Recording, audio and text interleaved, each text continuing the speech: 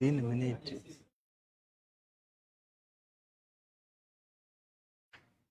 ও আচ্ছা আচ্ছা, বুঝতে পারছি। ওকে ওকে,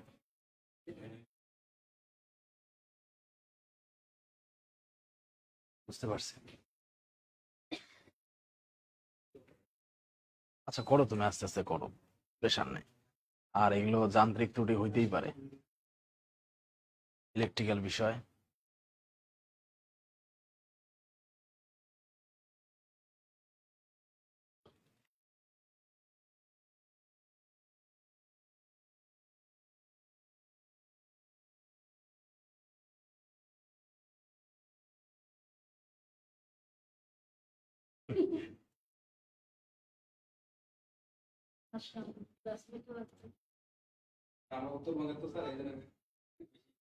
কোথায় বাসা?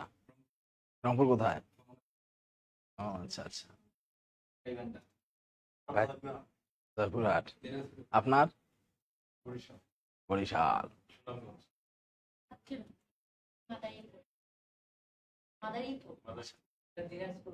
দিনাজপুর। আপনার গঙ্গাচড়া।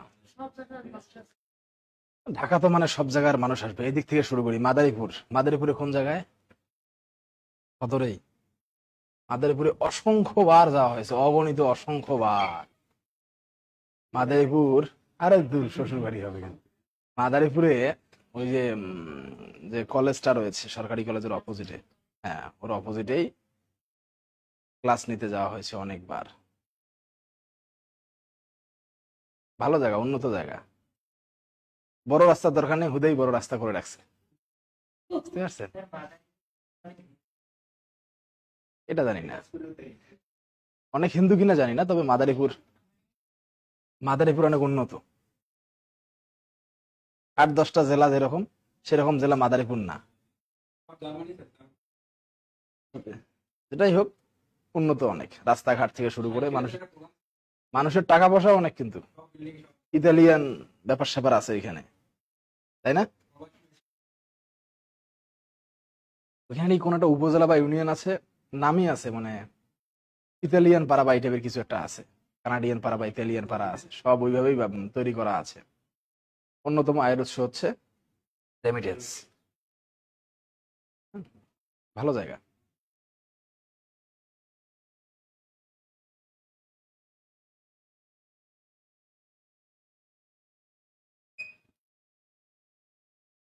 শুরু করবো? শিওর? আমার শুনে দেখে,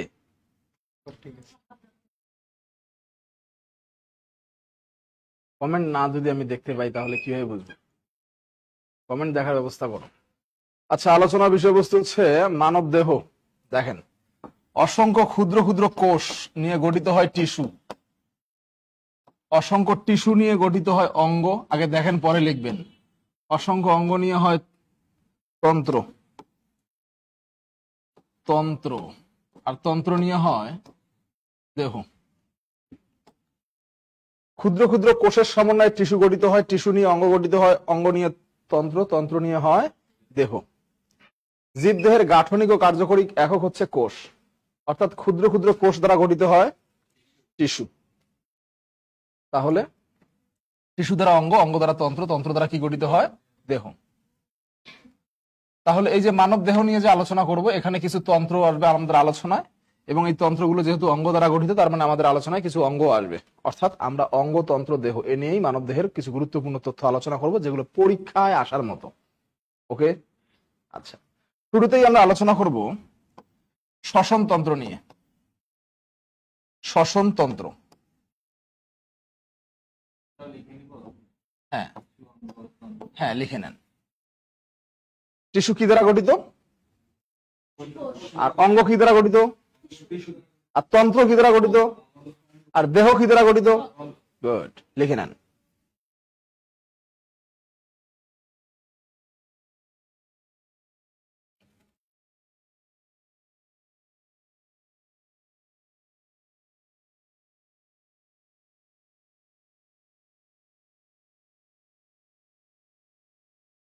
লেখা হয়েছে?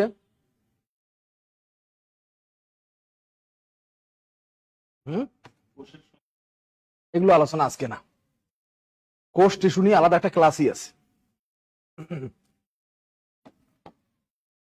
তাহলে আমরা হেডিং করি কি, আমরা শ্বসনতন্ত্র নিয়ে আমাদের আলোচনা শুরু করছি। প্রথমেই লিখবেন শ্বসনতন্ত্রের প্রধান অঙ্গ ফুসফুস। শ্বসনতন্ত্রের প্রধান অঙ্গ হচ্ছে ফুসফুস। শ্বসনতন্ত্রের প্রধান অঙ্গ ফুসফুস। শ্বসনতন্ত্রের প্রধান অঙ্গ হচ্ছে ফুসফুস। ওকে, লেখা হয়েছে শ্বসনতন্ত্রের প্রধান অঙ্গ কি, লিখবেন ফুসফুসের গাঠনিক ও কার্যকরী একক অ্যালভিওলাস। ফুসফুসের গাঠনিক ও কার্যকরী একক অ্যালভিওলাস। ফুসফুসের গাঠনিক ও কার্যকরী একক অ্যালভিওলাস। ফুসফুসের গাঠনিক ও কার্যকরী একক অ্যালভিওলাস। লিখেছেন? ফুসফুসের গাঠনিক ও কার্যকরী একক কি? আচ্ছা, এরপরে লিখবেন ফুসফুস দুই ভাঁজ বিশিষ্ট প্লুরা নামক পর্দা দ্বারা আবৃত। ফুসফুস দুই ভাঁজ বিশিষ্ট প্লুরা নামক পর্দা দ্বারা আবৃত। ফুসফুস দুই ভাঁজ বিশিষ্ট প্লুরা নামক পর্দা দ্বারা আবৃত। ফুসফুস দুই ভাঁজ বিশিষ্ট প্লুরা নামক পর্দা দ্বারা আবৃত। ফুসফুস দুই ভাঁজ বিশিষ্ট প্লুরা নামক পর্দা দ্বারা আবৃত।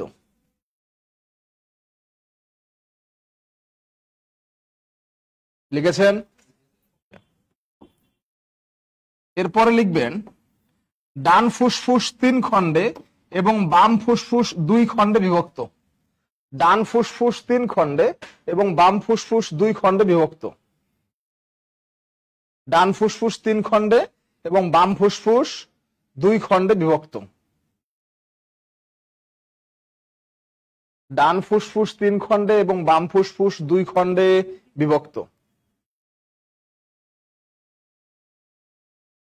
লিখেছি? ওকে।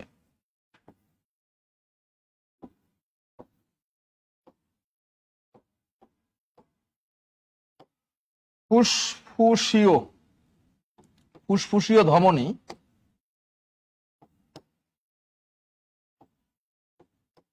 কার্বন ডাই অক্সাইড যুক্ত রক্ত পরিবহন করে, আর ফুসফুসীয় শিরা অক্সিজেন যুক্ত রক্ত পরিবহন করে। ফুসফুসীয় ধমনী কার্বন ডাই অক্সাইড যুক্ত রক্ত পরিবহন করে, আর ফুসফুসীয় শিরা অক্সিজেন যুক্ত রক্ত পরিবহন করে। ফুসফুসীয় ধমনী কার্বন ডাই অক্সাইড যুক্ত রক্ত পরিবহন করে, আর ফুসফুসীয় শিরা অক্সিজেন যুক্ত রক্ত পরিবহন করে। লেখা হয়েছে? দ্রুত লিখি।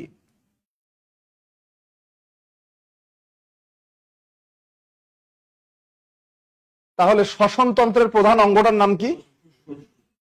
ফুসফুসের গাঠনিক ও কার্যকরী একক অসংখ্য ক্ষুদ্র ক্ষুদ্র অ্যালভিওলাসের মাধ্যমে ফুসফুস গঠিত হয়েছে। ফুসফুস যে পর্দা দ্বারা আবৃত সেই পর্দার নাম? এই পর্দাটি কত ভাঁজ বিশিষ্ট? ডান ফুসফুস কত খণ্ডে বিভক্ত? আর বাম ফুসফুস? তাহলে ফুসফুস মোট কতটি? 2টি। একটা ডান ফুসফুস। আর যদি বলা হয় ফুসফুস মোট কতটি খণ্ডে বিভক্ত, তখন 5টি। ডান ফুসফুস কত খণ্ডে? আর বাম ফুসফুস? ফুসফুসীয় ধমনী কি যুক্ত রক্ত পরিবহন করে? আর ফুসফুসীয় শিরা অক্সিজেন যুক্ত রক্ত পরিবহন করে। আচ্ছা,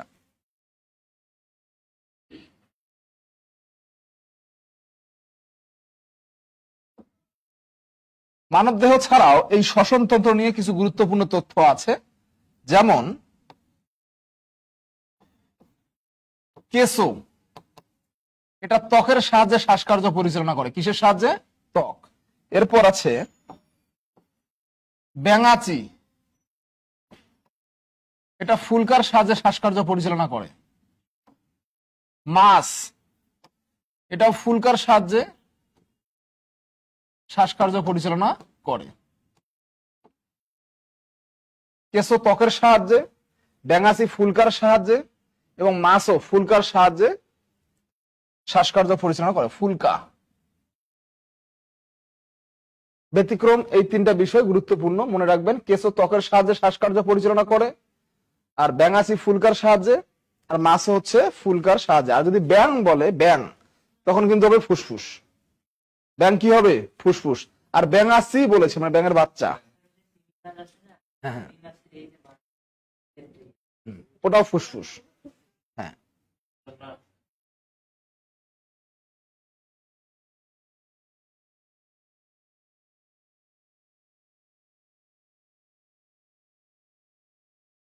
বিজ্ঞানের জন্য কোন বই কিনবো? আপাতত যে আপনাদের জব মেডিসিনের যে লেকচার শিটটা রয়েছে বিজ্ঞানের, এটা খুবই ভালো। এছাড়াও পাশাপাশি যে MP3 বইটা কিনতে পারেন।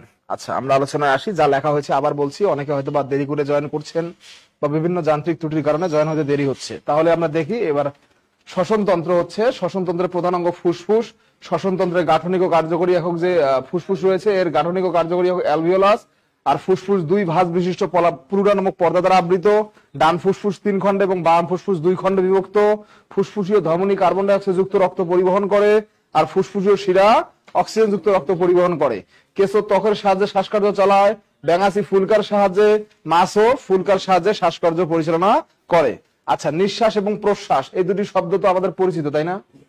নিঃশ্বাস প্রশ্বাস। নাক দিয়ে যেটা নেই সেটা কি? যেটা ছাড়ি। যেটা নেই যেটা ছাড়ি। মূলত এতদিন থেকে যা করে আসছেন সব ভুল করে আসছেন। যেটা নেই সেটা হচ্ছে প্রশ্বাস, আর যেটা ছাড়ি সেটা হচ্ছে নিঃশ্বাস। শ্বাস গ্রহণ করাকে বলে প্রশ্বাস, আর শ্বাস ত্যাগ করাকে বলা হয় নিঃশ্বাস। নিঃসরণ, নির্গত, নিঃশ্বাস। বুঝেন নাই? নিঃশ্বাস মানে ত্যাগ করা, নিঃশ্বাস মানে কি, আর প্রশ্বাস মানে, আর বলতেছে নিঃশ্বাস নেন। শ্বাস নেওয়া হয়, শ্বাস নেওয়া হয়, আর শ্বাস যে ত্যাগ করা হয় এটাকে বলে নিঃশ্বাস। নিঃশ্বাস মানে কি? ত্যাগ করা। আর প্রশ্বাস মানে, তথ্যটা পাশে লিখে নেন। নিঃশ্বাস মানে ত্যাগ করা, আর প্রশ্বাস মানে গ্রহণ করা। লিখে নেন, নিঃশ্বাস মানে ত্যাগ করা, আর প্রশ্বাস মানে হচ্ছে গ্রহণ করা। নিঃশ্বাস মানে ত্যাগ করা, আর প্রশ্বাস মানে গ্রহণ করা।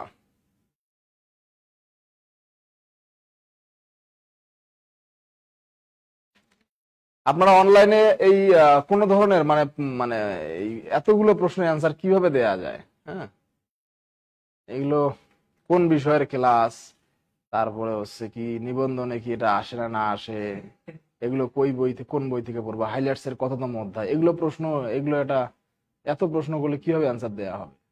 অবশ্যই আপনারা গ্রুপে যুক্ত হয়েছেন, তার মানে হচ্ছে এগুলো আপনাদের আলোচ্য বিষয় পড়ার। ঠিক আছে, আমরা এদিকে মনোনিবেশ করি। ফুসফুস, হ্যাঁ। এবার লিখবেন পরিপাক তন্ত্র। পরিপাক তন্ত্র, পরিপাক তন্ত্র।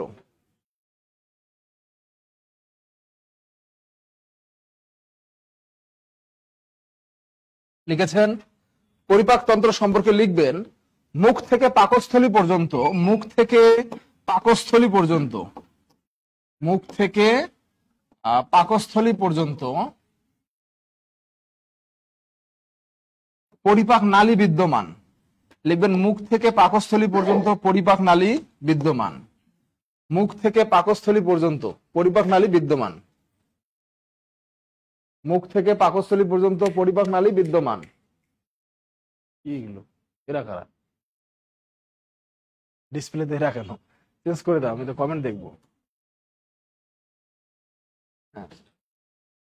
মুখ থেকে পাকস্থলী পর্যন্ত পরিপাক নালী বিদ্যমান লেখা হয়েছে।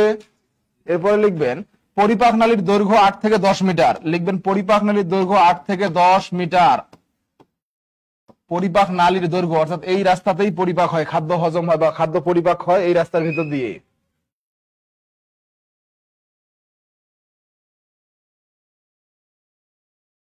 মুখ থেকে পাকস্থলী পর্যন্ত, মুখ থেকে পাকস্থলী পর্যন্ত পরিপাক নালী বিদ্যমান। এর দৈর্ঘ্য কত? 8 থেকে 10 মিটার।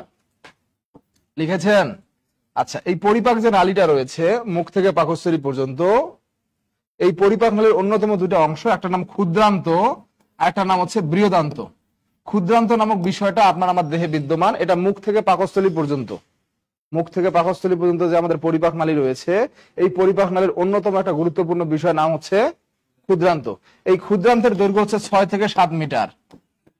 ক্ষুদ্রান্তের দৈর্ঘ্য 6 থেকে 7 মিটার। এই যে মুখ থেকে পায়ু পর্যন্ত পরিপাক নালী রয়েছে, এখানে আরেকটা গুরুত্ব, হ্যাঁ সরি সরি সরি সরি হ্যাঁ, মুখ থেকে পায়ু পর্যন্ত, হ্যাঁ মুখ থেকে পায়ু পর্যন্ত, মুখ থেকে পায়ু পর্যন্ত লিখবেন। এটা একটু সমাধান করে নেন। মুখ থেকে পায়ু, মুখ থেকে পায়ু পর্যন্তই পরিপাক নালী বিদ্যমান। মুখ থেকে পায়ু পর্যন্ত পরিপাক নালী বিদ্যমান। পরিপাক নালীর দৈর্ঘ্য হচ্ছে 8 থেকে 10 মিটার। হ্যাঁ, আর ক্ষুদ্রান্তের দৈর্ঘ্য হচ্ছে 6 থেকে 7 মিটার, আর বৃহদন্ত 2 মিটার।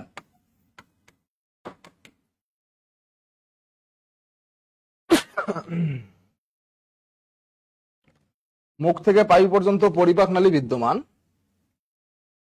আর পরিপাক নালীর দৈর্ঘ্য হচ্ছে 8 থেকে 10 মিটার, ক্ষুদ্রান্ত হচ্ছে 6 থেকে 7 মিটার, আর বৃহদন্ত হচ্ছে কত মিটার? 2 মিটার। এই যে এগুলোর নামকরণ করা হয়েছে দৈর্ঘ্যের উপর ভিত্তি করে না, প্রস্থের উপর ভিত্তি করে। ক্ষুদ্রান্ত মনে হচ্ছে ছোট বড়, আবার বৃহদন্ত ছোট, ব্যাপারটা না। এটা মূলত মোটা এবং চিকনের উপর ভিত্তি করে নামকরণ করা হয়েছে। ক্ষুদ্রান্ত মানে চিকন, আর বৃহদন্ত মানে হচ্ছে মোটা। এই যে অন্যতম দুইটা অংশ আপনার আমার দেহের, একটা হচ্ছে ক্ষুদ্রান্ত। এই ক্ষুদ্রান্তের প্রধান অংশ হচ্ছে 3টা। লিখেন, ক্ষুদ্রান্তের প্রধান অংশ 3টা। Duodenum, duodenum, jejunum, Ilium. Duodenum, jejunum, Ilium, এগুলো হচ্ছে ক্ষুদ্রান্তের প্রধান অংশ।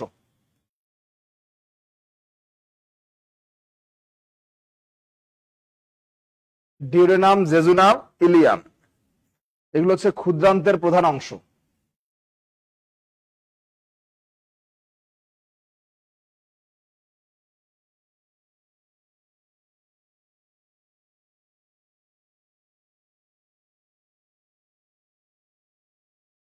লেখা হয়েছে। আর বৃহদন্তের প্রধান অংশ হচ্ছে শিকাম, কোলন, মলাশয়।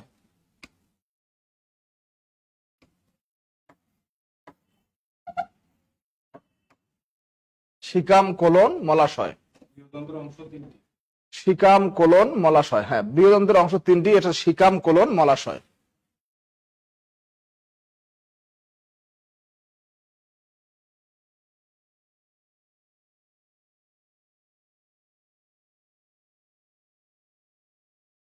মানবদেহের অন্যতম গুরুত্বপূর্ণ একটা বিষয় হচ্ছে পরিপাকতন্ত্র। আর এই পরিপাকতন্ত্রটা হচ্ছে মুখ থেকে পায়ু পর্যন্ত পরিপাক নালী বিদ্যমান।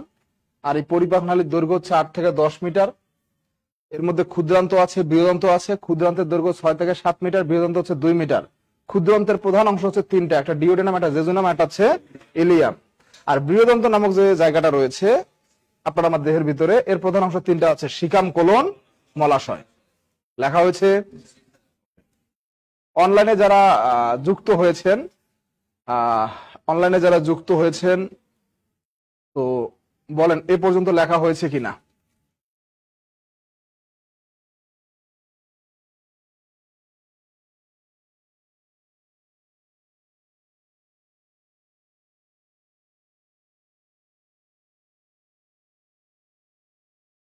ওকে,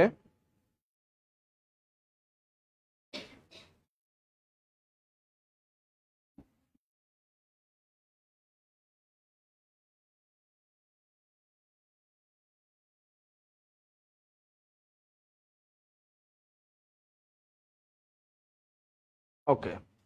আচ্ছা, এবার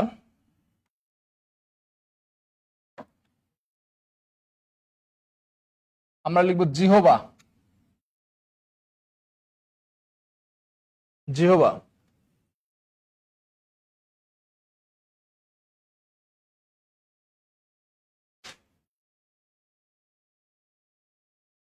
জিহবা হচ্ছে আপনার আমার দেহের, অর্থাৎ মানব দেহের একটা গুরুত্বপূর্ণ অংশ। এখান থেকে পরীক্ষা আসার মতো কিছু তথ্য আছে। হ্যাঁ, তথ্যগুলো আমরা লিখি ধারাবাহিকভাবে। জিহবাকে দেহের পরীক্ষক বলে, দেহের পরীক্ষক বলে, দেহের পরীক্ষক বলে। অর্থাৎ দেহের ভিতরে কোনো অঙ্গের যদি কোনো সমস্যা হয় জিহ্বার মাধ্যমে মূলত সেটা ফুটে ওঠে, জিহ্বার কালারের উপর ডিপেন্ড করে। জিহ্বার কালার বিভিন্ন ধরনের হয়, এই জন্য ডাক্তারের কাছে গেলেই প্রথমে জিহ্বা দেখতে চায়, কারণ এখানে বিষয়টা ফুটে ওঠে। এই জন্য মূলত এটাকে দেহের কি বলা হয়, পরীক্ষক বলে, দেহের পরীক্ষক বলে। এরপর এই জিহ্বার মধ্যে স্বাদ কোরক রয়েছে, স্বাদ গ্রহণকারী কোষ রয়েছে, যেগুলোকে স্বাদ কোরক বলে। লিখবেন জিহ্বাতে স্বাদ কোরক বিদ্যমান, জিহ্বাতে স্বাদ কোরক বিদ্যমান। হ্যাঁ, স্বাদ গ্রহণকারী কোষ যেগুলোকে বলে স্বাদ কোরক, স্বাদ কোরক বিদ্যমান। হ্যাঁ, এর ভিতরেই আলোচ্য বিষয়, স্বাদ কোরক বিদ্যমান লেখা হয়েছে। আচ্ছা,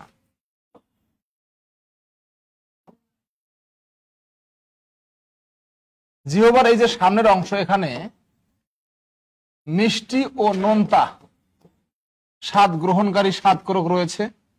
জিহ্বার দুই পাশে টক স্বাদ গ্রহণকারী স্বাদ কোরক রয়েছে। জিহ্বার মাঝখানে কোনো স্বাদ কোরক নেই, আর জিহ্বার পিছনে তেতো স্বাদ গ্রহণকারী স্বাদ কোরক রয়েছে। জাহাল পুরোটা জুড়েই রয়েছে মূলত এগুলো স্বাদ কোরক বা স্বাদ কোষকে আক্রমণ করার মতো প্রভাব ফেলে আর কি। তাহলে জিহ্বার যে সামনের অংশ রয়েছে সেখানে মিষ্টি ও নোনতা স্বাদ গ্রহণকারী স্বাদ কোরক রয়েছে। জিহ্বার দুই পাশে টক স্বাদ গ্রহণকারী স্বাদ কোরক রয়েছে, আর জিহ্বার মাঝখানে কোনো স্বাদ কোরক নেই। কি ডান পাশ? ওই ডান বা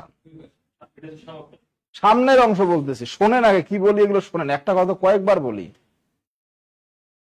জিহ্বার সামনের অংশে মিষ্টি ও নোনতা স্বাদ কোরক রয়েছে, দুই পাশে টক স্বাদ কোরক রয়েছে, আর পেছনে তেতো।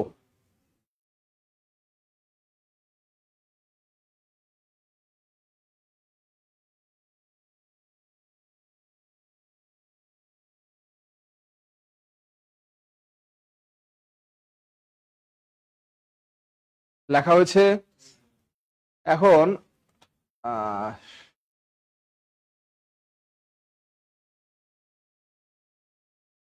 আচ্ছা, এবার আমরা লিখবো দাঁত। লিখে নেন দাঁত।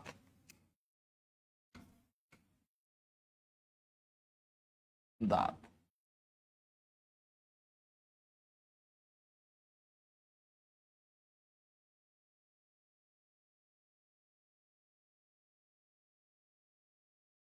দাঁত সম্পর্কে লিখবেন প্রাপ্তবয়স্ক মানুষের দাঁতের সংখ্যা 32টি, যেটা হচ্ছে 16+16, অর্থাৎ উপরে 44, নিচে 44। প্রাপ্তবয়স্ক মানুষের দাঁতের সংখ্যা হচ্ছে 16টি, মানে 32টি, যেটা উপরে 44, নিচে 44 হচ্ছে 16।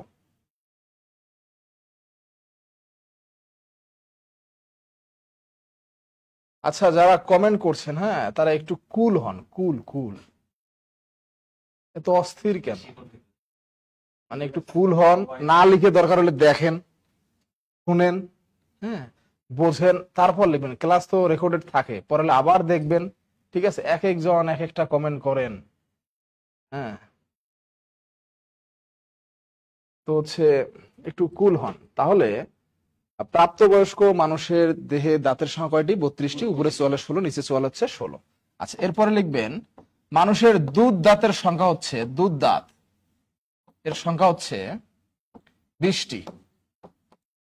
দুধ দাঁতের সংখ্যা হচ্ছে 20টি। এর শুরুর দিকে যে দাঁতগুলো হয়, অর্থাৎ দুধ খাওয়ার জন্য যে দাঁতগুলো হয়, এগুলো হচ্ছে কয়টি? 20টি।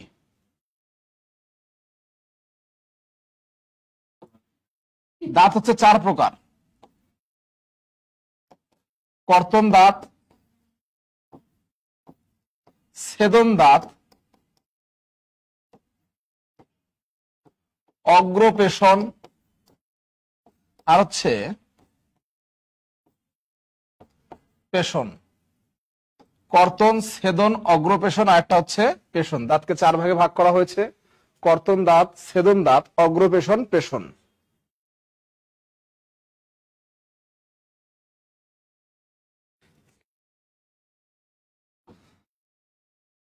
তো কর্তন দাঁত আছে 4+4 সমান 8টি। ছেদন দাঁত আছে 2+2 সমান 4টি। অগ্রপেশন হচ্ছে 4+4 সমান 8টি। আর পেশন দাঁত হচ্ছে 6+6 সমান 12টি। এই হচ্ছে মোট 32টি। কর্তন দাঁত 4 + 4 = 8, অর্থাৎ উপরের চোয়ালে 4টি, নিচের চোয়ালে 4টি, এই হচ্ছে মোট 8টি। এখন পর্যন্ত লেখা হয়েছে কিনা জানান। অনলাইনে যারা আছি যদি লেখা হয়ে থাকে তাহলে ওকে লিখবেন, ওকে লিখবেন বা ডান লিখবেন।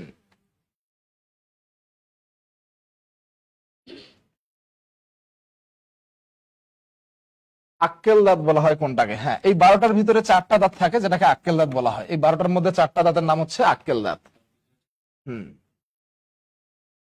ওকে ওকে, কমেন্ট করতে হবে, যাদের লেখা হয়েছে অবশ্যই কমেন্ট করবেন, একটু রেসপন্স থাক। হ্যাঁ,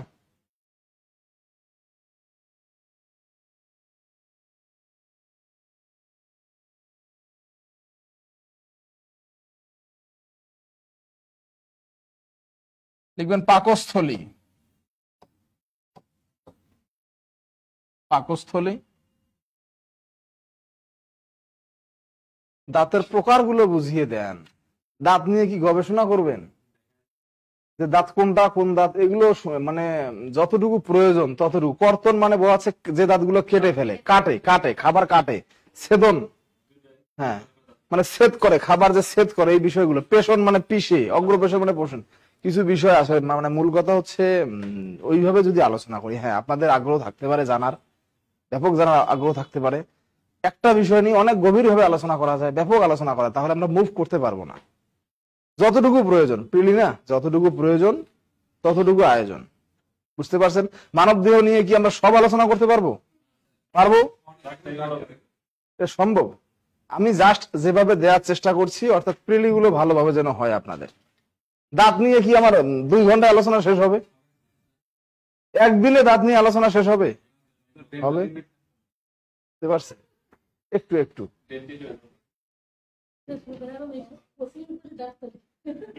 আচ্ছা, দেখা বলছিলাম পাকস্থলী। পাকস্থলী সম্পর্কে লিখবেন।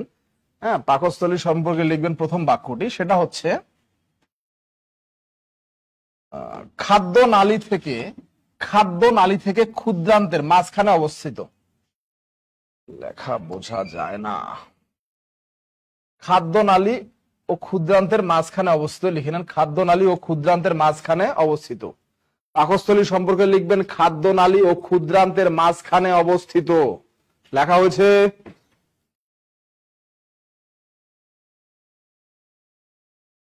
খাদ্য নালী ও ক্ষুদ্রান্তের মাঝখানে অবস্থিত।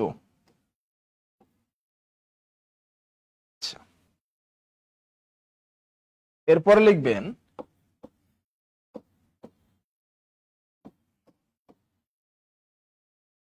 প্যারাইটাল কোষ থেকে হাইড্রোক্লোরিক অ্যাসিড নির্গত হয়। পাকস্থলীতে যে প্যারাইটাল কোষ রয়েছে, এখান থেকে হাইড্রোক্লোরিক অ্যাসিড নির্গত হয়। প্যারাইটাল কোষ থেকে হাইড্রোক্লোরিক অ্যাসিড নির্গত হয়। প্যারাইটাল কোষ থেকে হাইড্রোক্লোরিক অ্যাসিড নির্গত হয়। পাকস্থলীতে একটা কোষ রয়েছে যার নাম প্যারাইটাল কোষ, এখান থেকে হাইড্রোক্লোরিক অ্যাসিড নির্গত হয়। পাকস্থলীতে যে প্যারাইটাল কোষ রয়েছে, এখান থেকে হাইড্রোক্লোরিক অ্যাসিড নির্গত হয়। লিখেছেন? আচ্ছা, এবার যে বিষয়গুলো লিখছি আগে দেখেন, পরে লিখবেন। ওকে? আচ্ছা,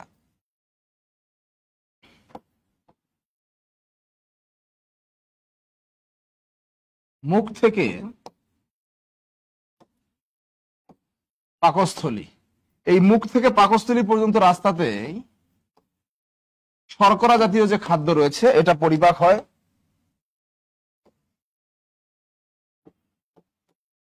এটা পরিপাকে সহায়তা করে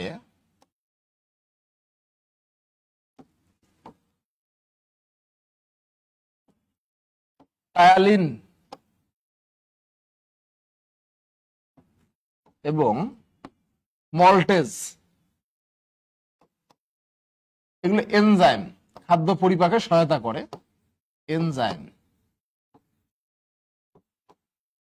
তাহলে মুখ থেকে পাকস্থলী পর্যন্ত শর্করা জাতীয় খাদ্য পরিপাক হয়, আর এই শর্করা জাতীয় খাদ্যটা পরিপাক করে টায়ালিন এবং মল্টেজ। টায়ালিন এবং, তাহলে এই প্রশ্ন, এই বাক্যেই দেখেন প্রশ্ন কয়টি, যে শর্করা জাতীয় খাদ্য যে আমরা গ্রহণ করি এগুলো পরিপাক হয় কোথায়, আর শর্করা জাতীয় খাদ্যকে পরিপাক করে কোন কোন এনজাইম? টায়ালিন এবং মল্টেজ। এরপরে আছে, আচ্ছা লিখে নেন এবার ধারাবাহিকভাবে। খাদ্য পরিপাকে সহায়তা করে। এরপর লিখবেন পাকস্থলী থেকে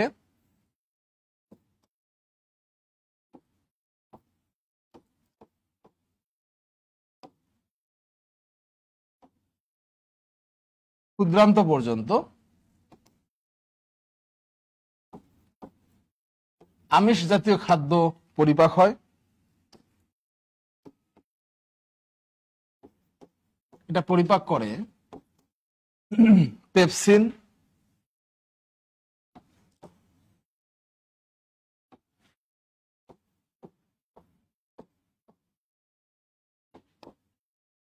ট্রিপসিন।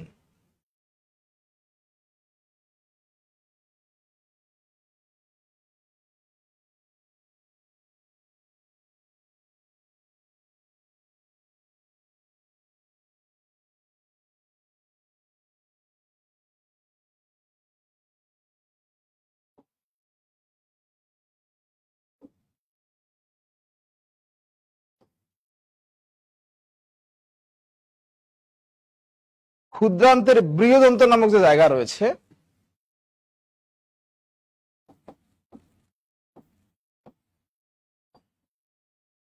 এখানে স্নেহ জাতীয় খাদ্য পরিপাক হয়।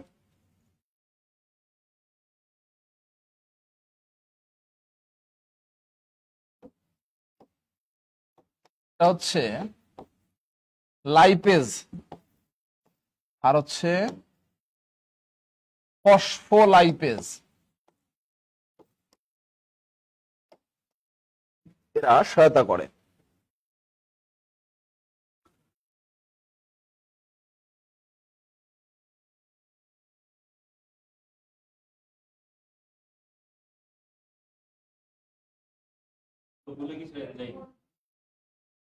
হ্যাঁ, এগুলো সব এনজাইমের নাম।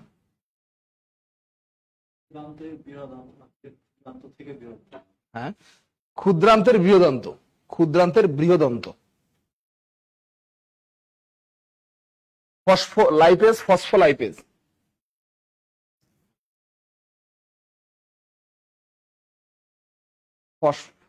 লাইপেজ এবং ফসফোলাইপেজ। মুখ থেকে পাকস্থলী পর্যন্ত শর্করা জাতীয় খাদ্য পরিপাক হয়, আর শর্করা জাতীয় খাদ্যকে পরিপাক করে কে? টায়ালিন এবং মল্টেজ।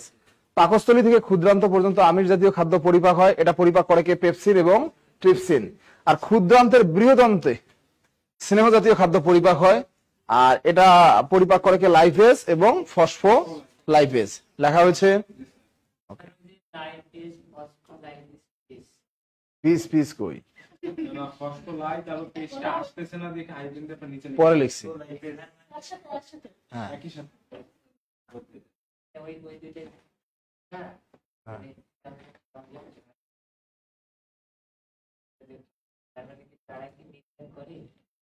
বুঝি নাই। হ্যাঁ হ্যাঁ,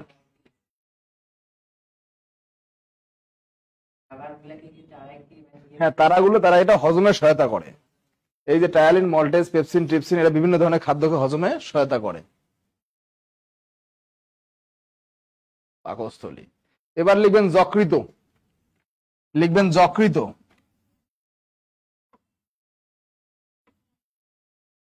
যাহাই যকৃত তাহাই লিভার, তাহাই কিন্তু কলিজা, একই জিনিস। হ্যাঁ, যাহাই যকৃত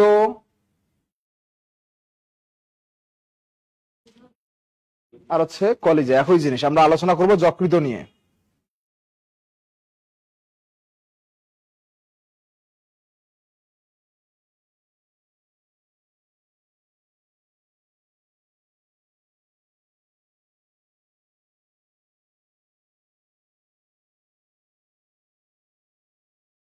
লেখা হয়েছে কি লিখছেন হেডলাইন? আচ্ছা, এই যকৃত সম্পর্কে প্রথম তথ্য লিখবেন পাকস্থলীর ডান পাশে অবস্থিত।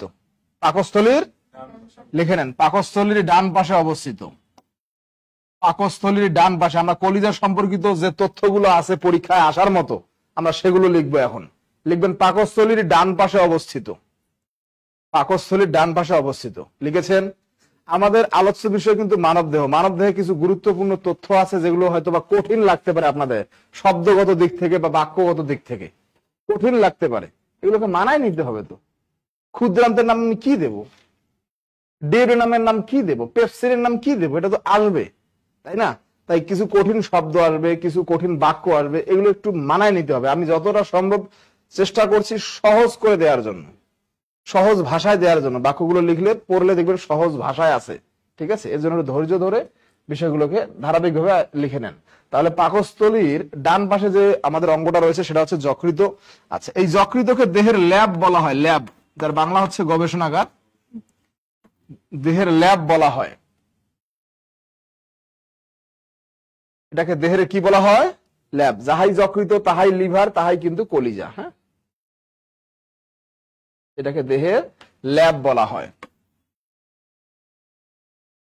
এই যকৃতের গাঠনিক ও কার্যকরী একক, গঠনগত দিক থেকে এবং কাজের দিক থেকে একক হচ্ছে হেপাটোসাইট। যকৃতের গাঠনিক ও কার্যকরী একক হেপাটোসাইট।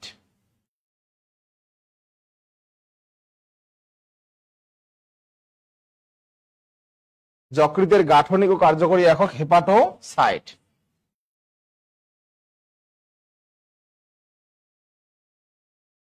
লিখেছেন? যকৃতের গাঠনিক ও কার্যকরী একক কি? হেপাটোসাইট। আচ্ছা, এরপর এই যকৃত সম্পর্কে পরবর্তী তথ্য লিখব। যকৃত গ্লিসনস ক্যাপসুল পর্দা দ্বারা আবৃত। লিখবেন গ্লিসনস, গ্লিসনস ক্যাপসুল পর্দা দ্বারা আবৃত।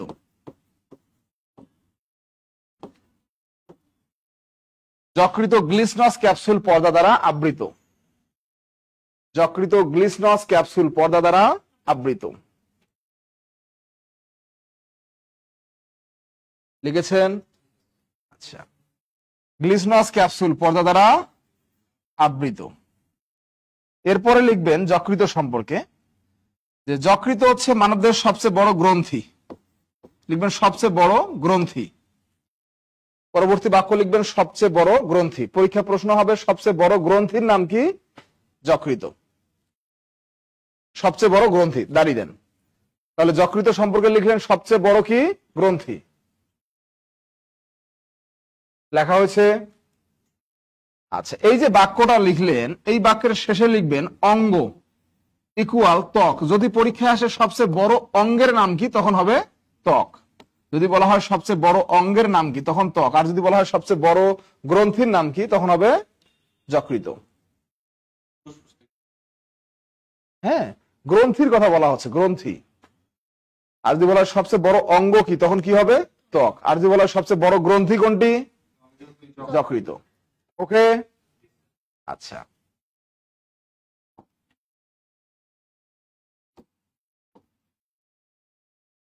এবার লিখবেন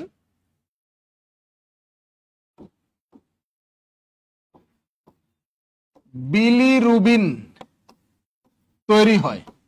পরীক্ষায় প্রশ্ন আসে বিলিরুবিন তৈরি হয় কোথায়? উত্তর হচ্ছে যকৃতে। বিলিরুবিন তৈরি হয়, বিলিরুবিন তৈরি হয়। এই যে শব্দটি পরীক্ষায় দেখবেন আসে, আসে না? এটা প্রশ্ন, যারা বিগত সালে প্রশ্ন ঘাটাঘাটি করেন তারা অবশ্যই এগুলো কমন পড়বে বা এগুলো আপনারা অনেকবার পড়েছেন। এখন বিলিরুবিন নামক যে পদার্থটি রয়েছে এটা তৈরি হয় কোথায়? যকৃতে। আর এই বিলিরুবিন নামক পদার্থটি আবার জমা থাকে বা সঞ্চিত থাকে, জমা থাকে প্লীহা। আমাদের দেহে প্লীহা নামক একটি জায়গা রয়েছে, সেখানে জমা থাকে হচ্ছে প্লীহায়।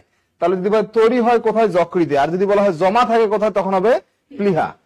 আপনার আমার বডির ভিতরে আছে প্লীহা নামক একটি অংশ, যেটা ইংরেজি আছে স্প্লিন। এটা পাকস্থলীর বাম পাশে অবস্থিত।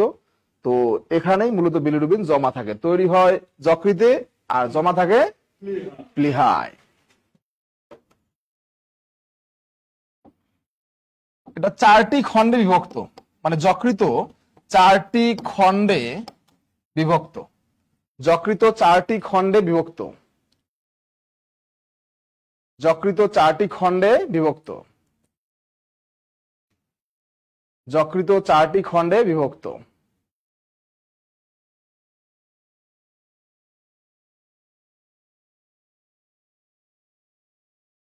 আচ্ছা, লেখা হয়েছে, এখন প্রশ্ন পড়ি। আহ, একজন সবচেয়ে বড় অন্তঃক্ষরা হচ্ছে পিটুইটারি, রুটিন পরিবর্তন। পিটুইটারি গ্রন্থিকে গ্রন্থিরাজ বলা হয়, আর সবচেয়ে বড় গ্রন্থি বলা হয় বহিঃক্ষরার ক্ষেত্রে, সবচেয়ে বড় গ্রন্থি বলা হয় হচ্ছে যকৃতকে। যদি বলা হয় গ্রন্থিরাজ বলা হয় কাকে, তখন হচ্ছে পিটুইটারি গ্রন্থিরাজ। আর যদি বলা হয় এমনিতেই প্রশ্ন আসে মানবদেহের সবচেয়ে বড় গ্রন্থি কোনটি, তখন হচ্ছে যকৃত। এই যে তারপরে কি বিলিরুবিন তৈরি হয় কোথায়, 12তম নিবন্ধন, এটা আসছে হ্যাঁ যকৃতে, উত্তর হবে যকৃতে। আচ্ছা, কি কি প্রশ্ন আছে করেন।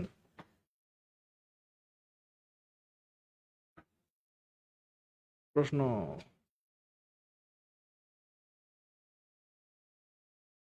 প্রশ্ন করেন, প্রশ্ন করার সময় দেওয়া হলো, এখন প্রশ্ন করেন। যে আলোচ্য বিষয়টা হয়েছে বিলিরুবিন বিলম্বে কি ডায়াবেটিস হয়? না, হয় না। গ্রন্থি এটা হচ্ছে আবরণী কলার কোষ সমষ্টি। আবরণী কলার যে কোষ সমষ্টি, এটাকে বলে গ্রন্থি। প্রশ্ন করেন, প্রশ্ন করেন। মানব দেহে কোষের সংখ্যা কতটি? অসংখ্য, অগণিত। অসংখ্য অগণিত কোষ রয়েছে। আজকের সাবজেক্ট কঠিন মনে হচ্ছে, হ্যাঁ কঠিন বিষয়গুলো পরীক্ষায় আসে না। কঠিন হলে কিছু করার নাই, তো পড়তে হবে তো। এইটা কোনো প্রশ্ন না। প্রশ্ন করেন, প্রশ্ন করেন তাড়াতাড়ি, কারণ সময় যাচ্ছে। গ্রন্থিরাজ কোনটি? গ্রন্থিরাজ হচ্ছে পিটুইটারি। পিটুইটারি হচ্ছে গ্রন্থিরাজ। ডায়াবেটিস কিসের অভাবে হয়? ইনসুলিনের অভাবে। তারপর তারপর তারপর বলেন বলেন, প্রশ্ন করেন। গ্লিসনসটা কি ধরনের ক্যাপসুল? আরে গ্লিসনসটা আবার কি ধরনের ক্যাপসুল হয়? এটা আবার কেমন প্রশ্ন? নামই তো গ্লিসনস ক্যাপসুল। হ্যাঁ, সবচেয়ে ছোট গ্রন্থি কি আমাদের আলোচনায় আছে, কিছুক্ষণের মধ্যে আমরা এগুলো আলোচনা করব গ্রন্থি নিয়ে। স্যার একটু ভালো করে বুঝান, আরো ভালো করে বুঝাবো। চিত্র সহ পড়ালে ভালো হতো, প্লিজ বিষয়টা একটু আমলে নিলে কৃতার্থ হব। চিত্র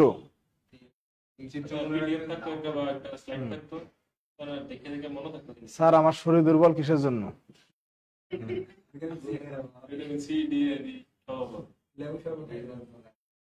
যকৃতের কাজ কি? যকৃতের কাজটা হচ্ছে এটাকে এখানে যাবতীয় যে পদার্থগুলো রয়েছে, আমাদের যে যাবতীয় পদার্থগুলো, এখানে মূলত বিক্রিয়া হয়। হ্যাঁ, এখানে বিক্রিয়া ঘটে, বিভিন্ন পদার্থের মধ্যে বিক্রিয়া ঘটে।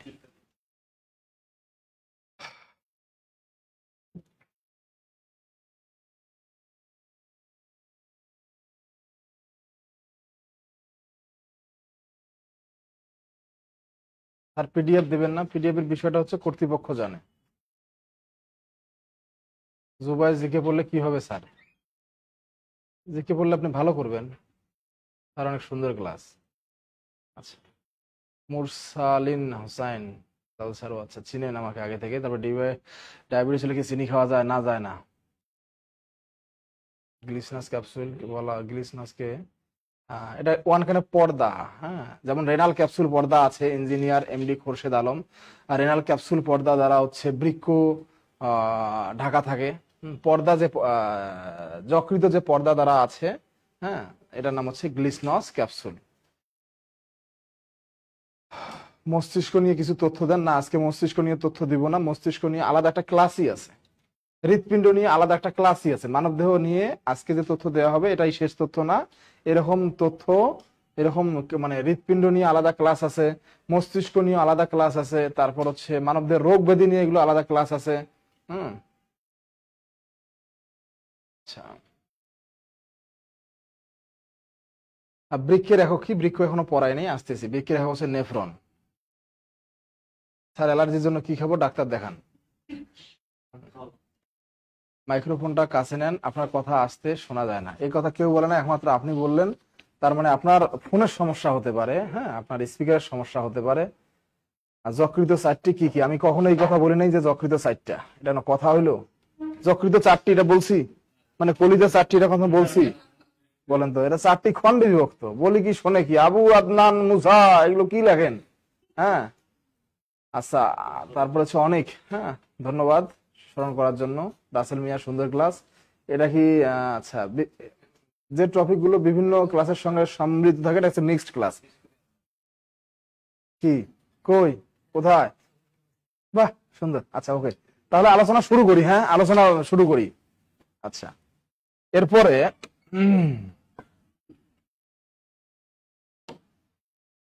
লিখবেন রেশনতন্ত্র। রেশনতন্ত্র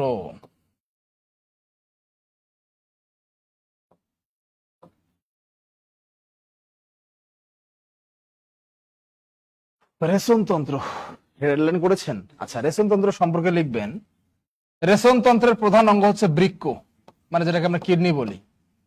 রেশনতন্ত্রের প্রধান অঙ্গ হচ্ছে বৃক্ক, প্রধান অঙ্গ বৃক্ক, রেশনতন্ত্রের প্রধান অঙ্গ বৃক্ক।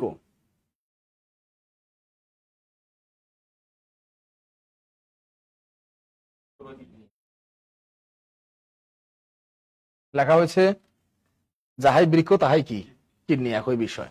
আচ্ছা, এই যে বৃক্কের গাঠনিক ও কার্যকরী একক, বৃক্কের গাঠনিক ও কার্যকরী একক রেনাল ক্যাপসুল। ওয়েট ওয়েট, বৃক্কের গাঠনিক ও কার্যকরী একক হচ্ছে নেফ্রন। বৃক্কের গাঠনিক ও কার্যকরী একক হচ্ছে নেফ্রন। বৃক্কের গাঠনিক ও কার্যকরী একক নেফ্রন, অর্থাৎ গঠনগত দিক থেকে এবং কাজের দিক থেকে একক হিসেবে ধরা হয় নেফ্রনকে। বৃক্কের গাঠনিক ও কার্যকরী একক নেফ্রন। লিখেছেন? আচ্ছা, এরপরে লিখবেন বৃক্ক রেনাল ক্যাপসুল পর্দা দ্বারা আবৃত। রেনাল ক্যাপসুল পর্দা দ্বারা আবৃত থাকে। বৃক্ক রেনাল ক্যাপসুল পর্দা দ্বারা আবৃত থাকে। বৃক্ক রেনাল ক্যাপসুল পর্দা দ্বারা আবৃত থাকে।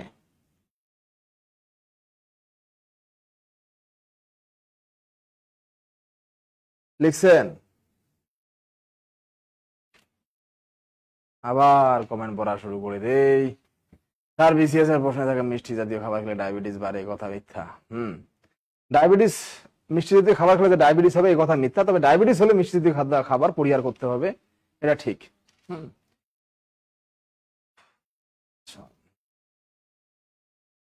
আচ্ছা, এটা কি বকরি হয়ে গেছে নাকি? লিখছে স্যার বানান ঠিক করেন। বৃক্ষ বানান ঠিক আছে না? না ভুল হয়ে গেছে না? ও আচ্ছা আচ্ছা, ধন্যবাদ ধন্যবাদ। বিক্রি হয়ে গেছে নাকি? সাফে পড়ে গেছি। হ্যাঁ, তাহলে রেনাল ক্যাপসুল পর্দা দ্বারা আবৃত। এই যে বৃক্ষটা রয়েছে, বৃক্ষটা রয়েছে, এই বৃক্ষকে দেহের ফিল্টার বলে। বৃক্ষকে দেহের ফিল্টার বলে। বৃক্ষকে দেহের কি বলে? ফিল্টার। অর্থাৎ এটা মূত্র উৎপাদন এবং রক্ত পরিশোধনে নিয়োজিত, এজন্য মূলত একে দেহের ফিল্টার বলে। লিখেছেন? মানে ছাঁকুনি। বৃক্ষকে মানে কিডনিকে দেহের ফিল্টার বলে, বৃক্ষকে ফিল্টার বলে, লেখা হয়েছে। আচ্ছা, এরপর লিখবেন মেরুদণ্ডের দুই দিকে দুটি বৃক্ক বিদ্যমান। মেরুদণ্ডের দুই দিকে, মেরুদণ্ডের দুই দিকে দুটি বৃক্ক বিদ্যমান। বিলিরুবিন কি? বিলিরুবিন হচ্ছে হিমোগ্লোবিন ভেঙে তৈরি হয় এক ধরনের পদার্থ, যেটা হিমোগ্লোবিন ভেঙে তৈরি হয় যকৃতে, আর এটা জমা থাকে হচ্ছে প্লীহায়, আর জন্ডিস হলে এর পরিমাণ বেড়ে যায়। হ্যাঁ, তারেক রহমান স্যার ঘন ঘন জ্বর হয় কেন বলেন তো দেখি, ক্লাস করাবো। ঘন ঘন জ্বর হয় কেন বলেন তো। তাহলে ভিটামিন সি খান। হ্যাঁ, ভিটামিন সি পর্যাপ্ত খান, আপনার এই ঘন ঘন জ্বর হবে না। আলিফা ইসলাম, ওই যে নাকি আপনিও ভিটামিন সি খান। জ্বর সর্দি কাশি যার বেশি বেশি হয় তারা ভিটামিন সি খান পর্যাপ্ত, প্রতিদিনে কাঁচামরিচ খান, লেবু খান, এগুলো আস্তে আস্তে কমে যাবে। ঠিক আছে, ওষুধ সাজেস্ট করতেছি না, এগুলো প্রাথমিক বিষয়। তাহলে বৃক্ষ আমাদের কয়টি, মানে কিডনি কয়টি? এটা মেরুদণ্ডের দুই দিকে আছে। হ্যাঁ, মানে আমাদের বক্ষ গহ্বরের নিচে, বক্ষ গহ্বর যে রয়েছে নিচে মেরুদণ্ডের দুই দিকে দুটি বৃক্ক রয়েছে। আর এই বৃক্ষকে, এই বৃক্ষকে দেহের ফিল্টার বলা হয়, যেটা আমরা লিখছি। ওকে,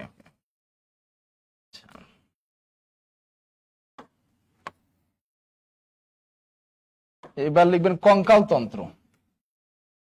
লিখবেন কঙ্কাল, কঙ্কাল তন্ত্র। কঙ্কাল তন্ত্র।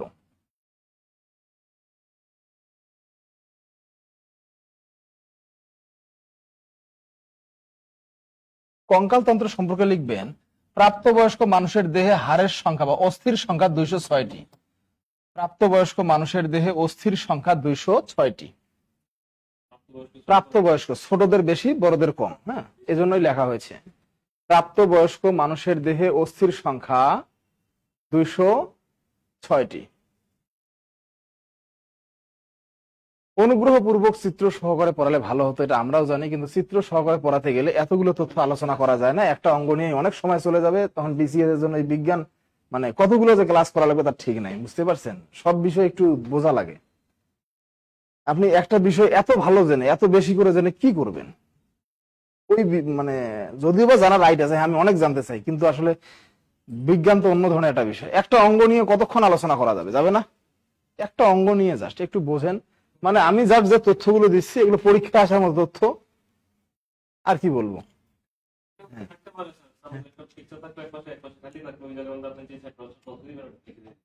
ইচ্ছা দিয়ে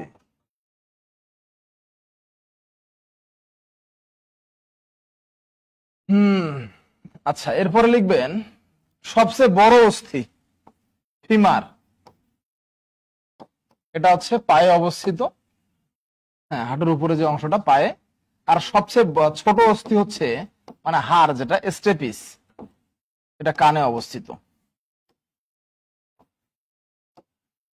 মানবদেহের সবচেয়ে বড় অস্থি হচ্ছে বা হাড় হচ্ছে ফিমার, যেটা পায়ে, আর ছোট হচ্ছে স্টেপিস, যেটা আছে কানে।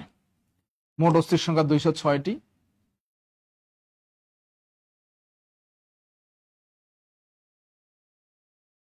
আচ্ছা, এরপর অস্থিকে অস্থির সঙ্গে যুক্ত করে, অর্থাৎ হাড়কে হাড়ের সঙ্গে যুক্ত করে, হ্যাঁ, এটা হচ্ছে লিগামেন্ট। পরীক্ষা প্রশ্ন আসে অস্থিকে অস্থির সঙ্গে যুক্ত করে কোনটি, এটা হচ্ছে লিগামেন্ট, এগুলো পরীক্ষায় আসে। অস্থিকে মাংসপেশির সঙ্গে যুক্ত করে, মাংসপেশি, অস্থিকে মাংসপেশির সঙ্গে যুক্ত করে, সেটা হচ্ছে টেন্ডন। গুড, এই তো, অস্থিকে মাংসপেশির সঙ্গে যুক্ত করে টেন্ডন। এগুলো গুরুত্বপূর্ণ তথ্য।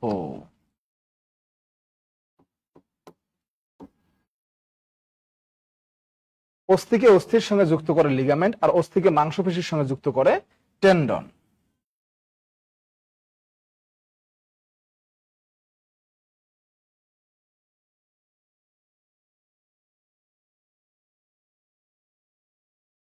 লেখা হয়েছে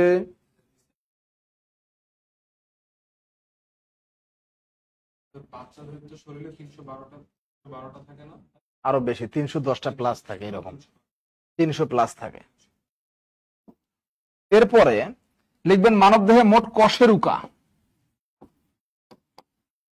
33টি। কশেরুকা মানে হচ্ছে মেরুদণ্ডের ক্ষুদ্র ক্ষুদ্র হাড়।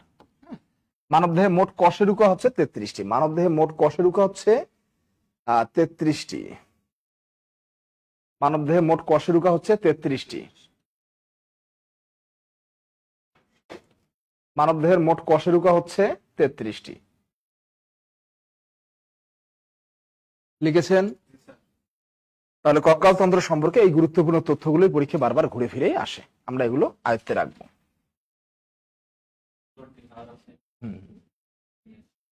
লেখা হয়েছে অনলাইনে যারা আমরা যুক্ত আছি, লেখা হয়েছে কিনা একটু জানান। ইয়েস অর নো, লেখা হয়েছে কিনা জানান।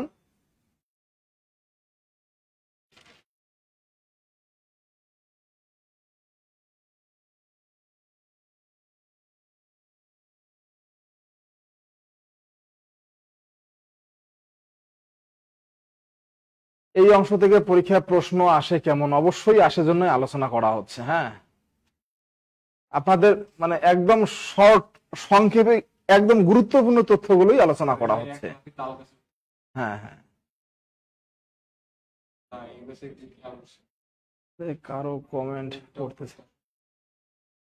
আয়েশা সিদ্দিকী, আপনাদের কমেন্ট পড়া হচ্ছে। আসলে একটা কথা কি, এত বেশি কমেন্ট পড়লে আসলে হয় না, ক্লাসটা কন্টিনিউ করা যায় না। এক একজন এক একটা মন্তব্য, এগুলো বুঝতে হবে একটু।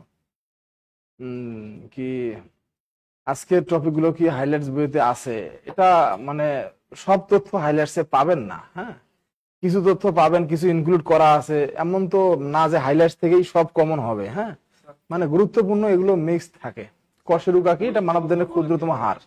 হ্যাঁ, পাশাপাশি MP3 বইটা কিনতে পারেন বিজ্ঞানের জন্য, বাজারে যে MP3টা আছে সেটা। ধন্যবাদ, অনেকেই লিখেছেন। এরপর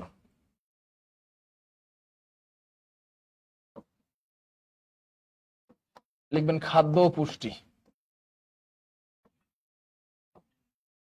খাদ্য ও পুষ্টি আরেকটা গুরুত্বপূর্ণ টপিক। আপনি, হ্যাঁ, এখান থেকে এমন কোনো পরীক্ষা নাই যে পরীক্ষাগুলোতে প্রশ্ন হয় না। হ্যাঁ, খাদ্য ও পুষ্টি খুবই গুরুত্বপূর্ণ একটু আলোচ্য বিষয়।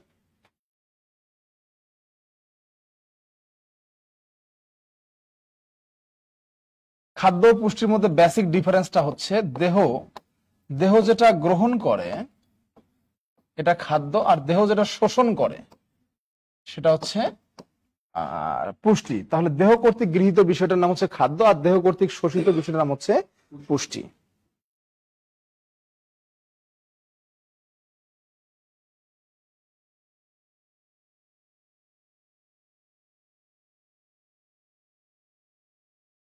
লিখেছেন? আমরা খাদ্য পুষ্টির মধ্যে যে সুষম খাদ্য নামক বিষয়টা আছে এটা নিয়ে আলোচনা করব। সুষম খাদ্য।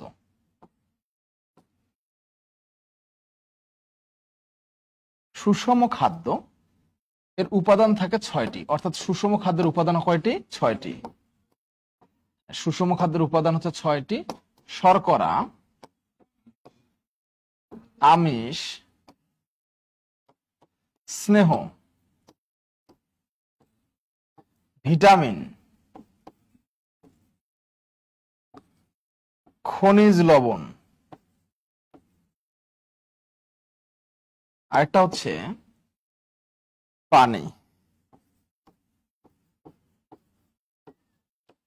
সুষম খাদ্যের উপাদান হচ্ছে 6টি: শর্করা, আমিষ, স্নেহ, ভিটামিন, খনিজ লবণ ও পানি।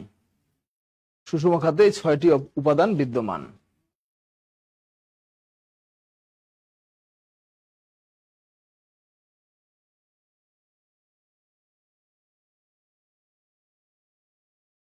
তো এই যে যাহা শর্করা তাহাই কিন্তু হচ্ছে কার্বোহাইড্রেট। অপশনে শর্করাও থাকতে পারে আর কার্বোহাইড্রেটও থাকতে পারে।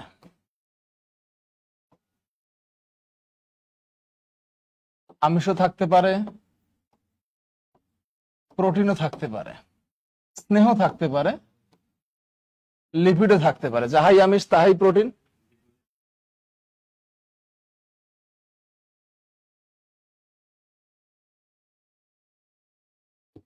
জুয়ার ভাই একটু শুভকে পাঠাই দিন তো।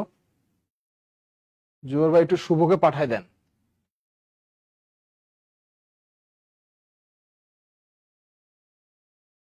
ভিটামিন বা এটাকে বলে খাদ্য প্রাণ।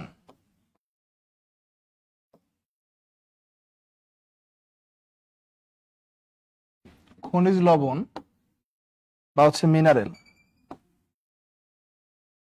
পানি ফেলছে তো গন্ধ করছে প্রচুর, তুই এয়ার ফ্রেশার দিয়ে দাও।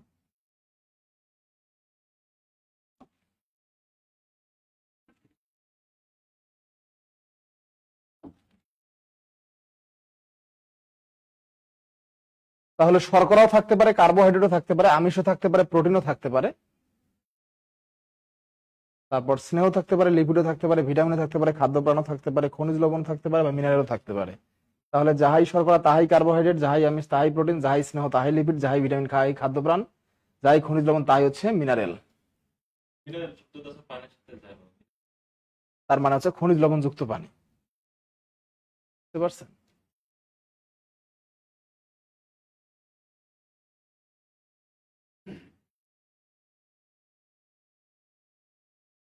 হ্যাঁ, মিনারেল ওয়াটার লেখাই আছে, অর্থাৎ এখানে খনিজ লবণ যুক্ত পানি রয়েছে। আচ্ছা, এই যে সুষম খাদ্যের প্রথম যে 3টি উপাদান আছে এই 3টাকে বলা হয় মুখ্য উপাদান, আর পরের 3টা উপাদানকে বলা হয় গৌণ উপাদান। সুষম খাদ্যের প্রথম 3টা উপাদানকে বলা হয় মুখ্য উপাদান, পরের 3টা উপাদানকে বলা হয় গৌণ উপাদান।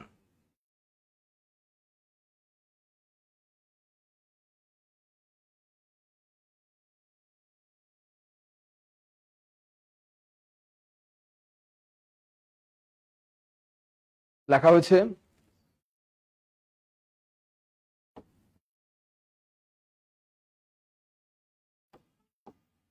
সুষম খাদ্যের আনুপাতিক হার হচ্ছে 4:1:1। তথ্যটি লিখে নেন, সুষম খাদ্যের আনুপাতিক হার 4:1:1। সুষম খাদ্যের আনুপাতিক হার 4:1:1। এখানে শর্করা 4, 1 হচ্ছে আমিষ আর 1 হচ্ছে স্নেহ। সুষম খাদ্যে তুলনামূলক শর্করা 4 থাকে, 1 আমিষ 1 স্নেহ। অর্থাৎ আমরা যদি ভাত 4 গ্রাম খাই, 1 গ্রাম আমিষ খাইতে হয়, 1 গ্রাম স্নেহ খাইতে হয়। এই জন্যই কিন্তু মানে আমরা তুলনামূলক একটু ভাত বেশি খাই, হ্যাঁ, কারণ একটু শর্করা বেশি খেতে হয় তুলনামূলক ভাবে। ভাত একদম বেশি না, মানে তুলনামূলক ভাবে আমিষের তুলনায় শর্করা। আপনি রুটি খেতে পারেন, ভাত খেতে পারেন, হ্যাঁ। আচ্ছা, আমরা প্রথমে আলোচনা করব শর্করা নিয়ে। আমরা হেডিং করি শর্করা, হ্যাঁ, শর্করা নিয়ে আলোচনা করব।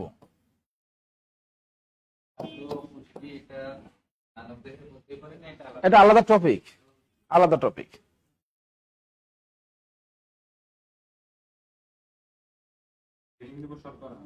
হ্যাঁ, শর্করা লিখেছেন, লিখবেন রাসায়নিক গঠন অনুসারে শর্করা 3 প্রকার। বাক্যটা লিখবেন রাসায়নিক গঠন অনুসারে শর্করা 3 প্রকার। রাসায়নিক গঠন অনুসারে শর্করা 3 প্রকার।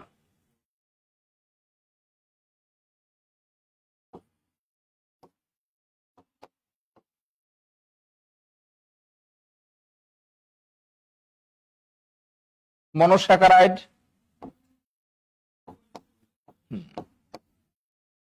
ডাইস্যাকারাইড, আরেকটা হচ্ছে পলিস্যাকারাইড।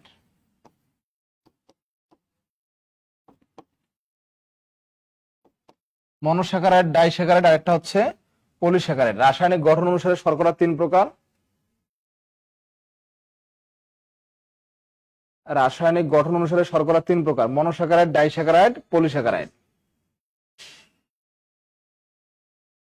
লিখেছেন? আচ্ছা, এবার আমরা একটু মনোস্যাকারাইড সম্পর্কে তথ্য লিখব। ওখানে আবার মনোস্যাকারাইডকে আলাদা করে লিখে নেন। মনোস্যাকারাইড, মনোস্যাকারাইড, তাহলে মনোডাই পলি, মনোডাই পলি, এই তিনটা হচ্ছে মনোস্যাকারাইড, ডাইস্যাকারাইড, পলিস্যাকারাইড। এবার মনোস্যাকারাইড সম্পর্কে আমরা লিখি। প্রথম তথ্যটা লিখবেন 1 অণু বিশিষ্ট শর্করা। 1 অণু বিশিষ্ট শর্করা, তাহলে 1 অণু বিশিষ্ট যে শর্করা রয়েছে এটাকে বলে মনোস্যাকারাইড।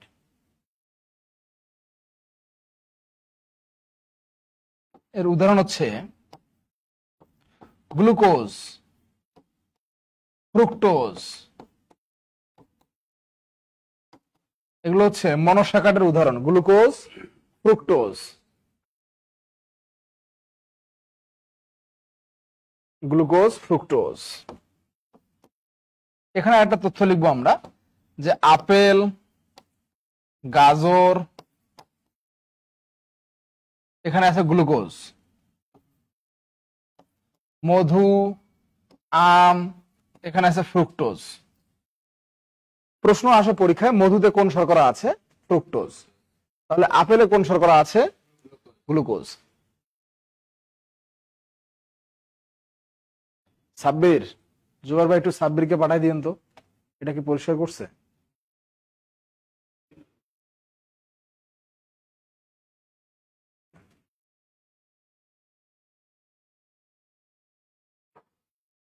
আচ্ছা, এবার আমরা লিখবো ডাইস্যাকারাইড। ডাইস্যাকারাইড,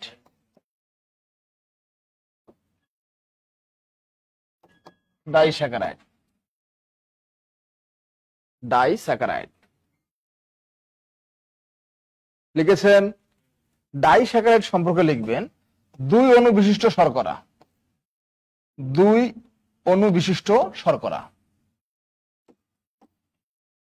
2 অণু বিশিষ্ট শর্করা।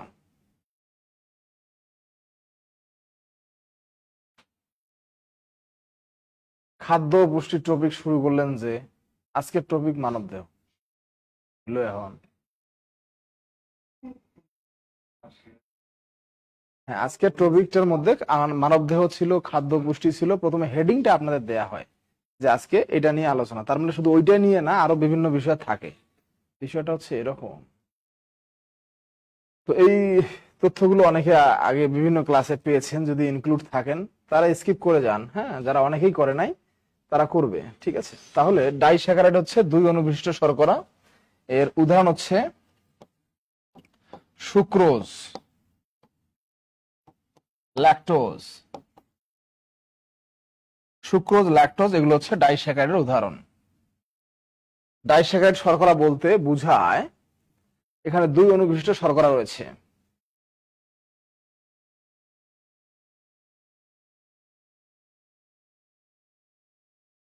লেখা হয়েছে, আচ্ছা, এই যে সুক্রোজ, এটা আছে চিনি গুড়ে, চিনি গুড়ে আছে সুক্রোজ,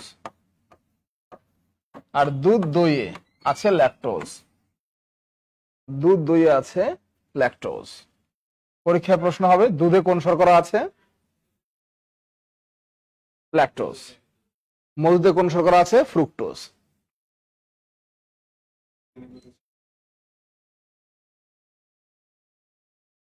লেখা হয়েছে, ওকে, হ্যাঁ,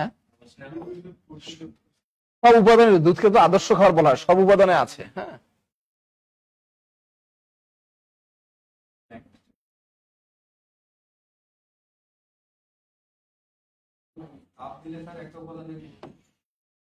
সেটা ভিটামিন সি, তাপ দিলে ভিটামিন সি নষ্ট হয়ে যায়। এরপর আছে পলিস্যাকারাইড। পলিস্যাকারাইড এটা হচ্ছে বহু অনুবিশিষ্ট শর্করা, বহু অনুবিশিষ্ট শর্করা, বহু অনুবিশিষ্ট শর্করা।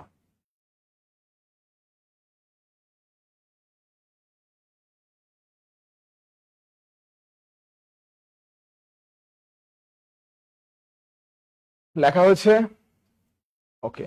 এর উদাহরণ লিখবেন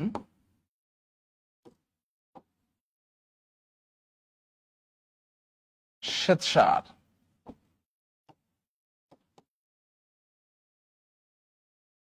গ্লাইকোজেন। এই যে শর্করা, এগুলো হচ্ছে পলিস্যাকারাইড শর্করা, এগুলো হচ্ছে বহু অনুবিশিষ্ট শর্করা। আর শ্বেতসার নামক শর্করা রয়েছে চাল, গম, এগুলোতে। চাল, গমে আছে শ্বেতসার নামক শর্করা, আর গ্লাইকোজেন থাকে যকৃত, মাংস। পরীক্ষার প্রশ্ন হবে যকৃতে কোন শর্করা আছে? গ্লাইকোজেন। অসংখ্যবার বিভিন্ন পরীক্ষায় আসছে, হ্যাঁ।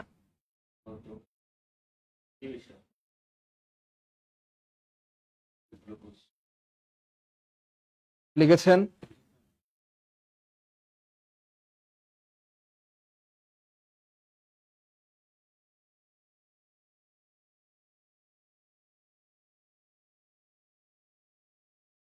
শর্করা সম্পর্কে আমরা আরো তথ্য লিখবো।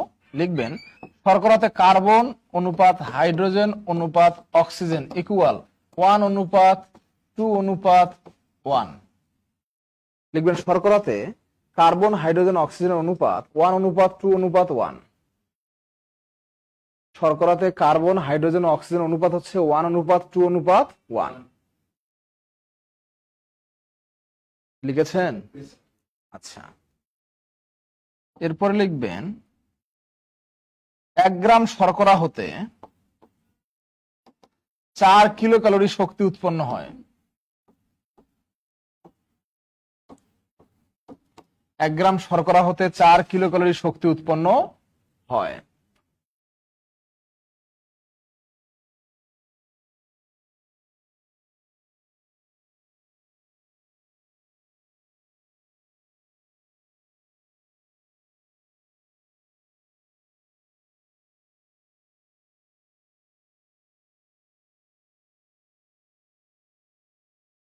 লিখেছেন?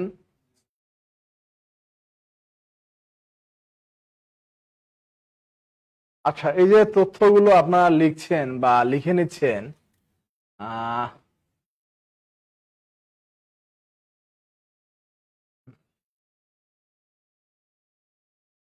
তথ্যগুলো মূল কথা হচ্ছে পড়তে হবে। আমি তথ্যগুলো দিচ্ছি আপনাদেরকে, বাছাই করা গুরুত্বপূর্ণ তথ্যগুলোকে, এগুলো পড়ে পড়ে আয়ত্তে নিয়ে আসতে হবে। আপনি শুনলেন আর হয়ে গেল তা কিন্তু না, টপিক অনেকগুলো যে, হ্যাঁ, আবার রিভাইজ করতে হবে। পড়বেন, ভুলে যাবেন, আবার পড়বেন, আবার ভুলবেন, এটাই নিয়ম। আপনি একবার পড়ে যদি মনে করেন যে হ্যাঁ এগুলো থাকবেই সব সময়, তা না। ঠিক আছে, এগুলো পড়বেন, আবার আয়ত্ত করে নিয়ে আসতে হবে। তাহলে 1 গ্রাম শর্করা থেকে 4 কিলোক্যালোরি শক্তি উৎপন্ন হয়। এরপরে লিখবেন একজন পুরুষের দৈনিক 2500 কিলোক্যালোরি প্রয়োজন আর নারীর 2000 কিলোক্যালোরি প্রয়োজন। পরবর্তী বাক্য লিখবেন একজন পুরুষের দৈনিক 2500 কিলোক্যালোরি প্রয়োজন আর নারীর 2000 কিলোক্যালোরি প্রয়োজন। পুরুষের দৈনিক কত কিলোক্যালোরি আর নারীর?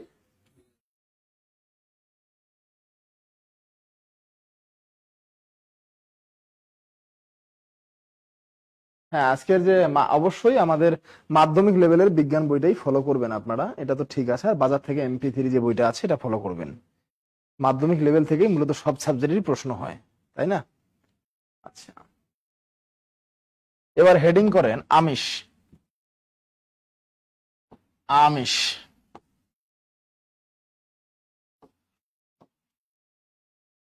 আমিষ, আমিষ সম্পর্কে লিখবেন আমিষের প্রধান উপাদান নাইট্রোজেন। আমিষের প্রধান উপাদান নাইট্রোজেন, পাশে লিখবেন 16%। আমিষের প্রধান উপাদান নাইট্রোজেন, পরিমাণ হচ্ছে 16%। আমিষের প্রধান উপাদান নাইট্রোজেন 16%। লিখেছেন? আমিষের প্রধান উপাদান কি, কত পার্সেন্ট? 16%। আমরা যে আমিষ জাতীয় খাদ্যগুলো খাই, এই খাদ্যগুলো পাকস্থলীতে গিয়ে পরিপাক হয়ে অ্যামাইনো অ্যাসিডে পরিণত হয়। আমরা লিখবো আমিষ পরিপাক হয়ে অ্যামাইনো অ্যাসিডে পরিণত হয়। আমিষ পরিপাক হয়ে অ্যামাইনো অ্যাসিডে পরিণত হয়।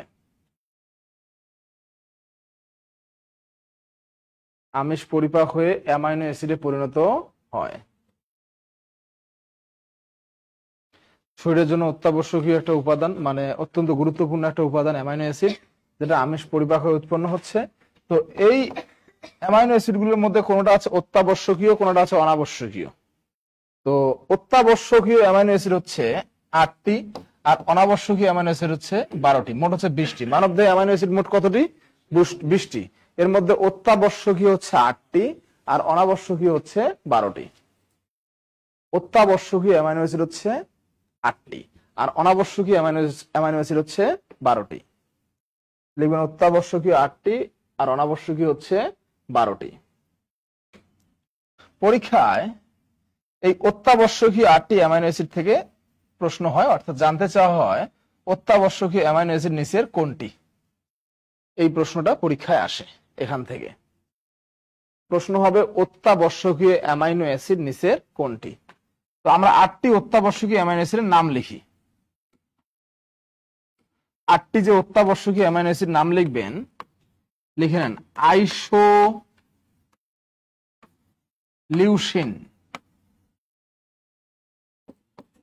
Isoleucine,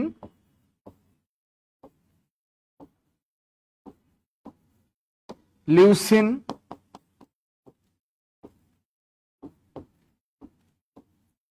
lysine,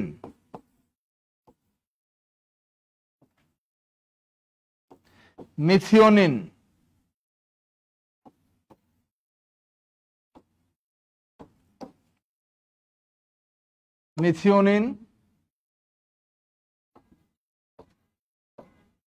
threonine,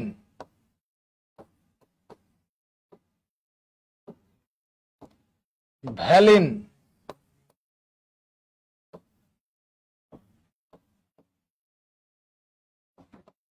tryptophan,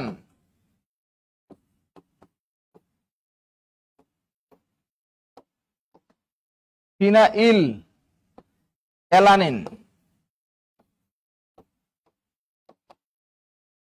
isoleucine, leucine, lysine, methionine, threonine, valine, tryptophan, phenyl alanine. এই 8টি হচ্ছে অত্যাবশ্যকীয় অ্যামাইনো অ্যাসিড। বিগত বছর অসংখ্যবার আসছে।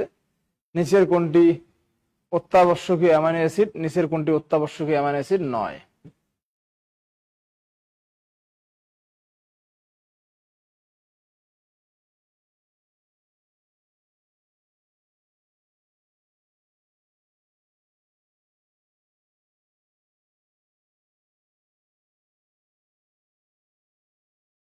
লেখা হয়েছে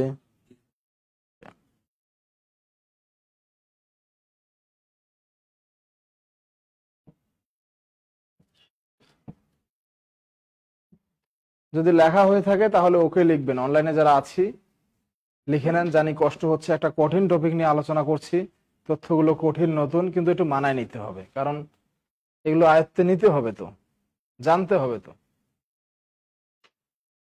যদি লেখা হয়ে থাকে তাহলে ওকে লিখবেন। লেখা হয়েছে? আচ্ছা, এরপরে লিখবেন নিচে স্টার চিহ্ন দিয়ে লিখবেন দুধের রং সাদা হয়, দুধের রং সাদা হয় কেসিনের কারণে। দুধের রং সাদা হয় কেসিনের কারণে। কেসিন নামক আমিষ থাকে, মূলত এই জন্যই দুধের রং সাদা হয়। লিখবেন দুধের রং সাদা হয় কেসিনের কারণে। দুধের রং সাদা হয় কেসিনের কারণে।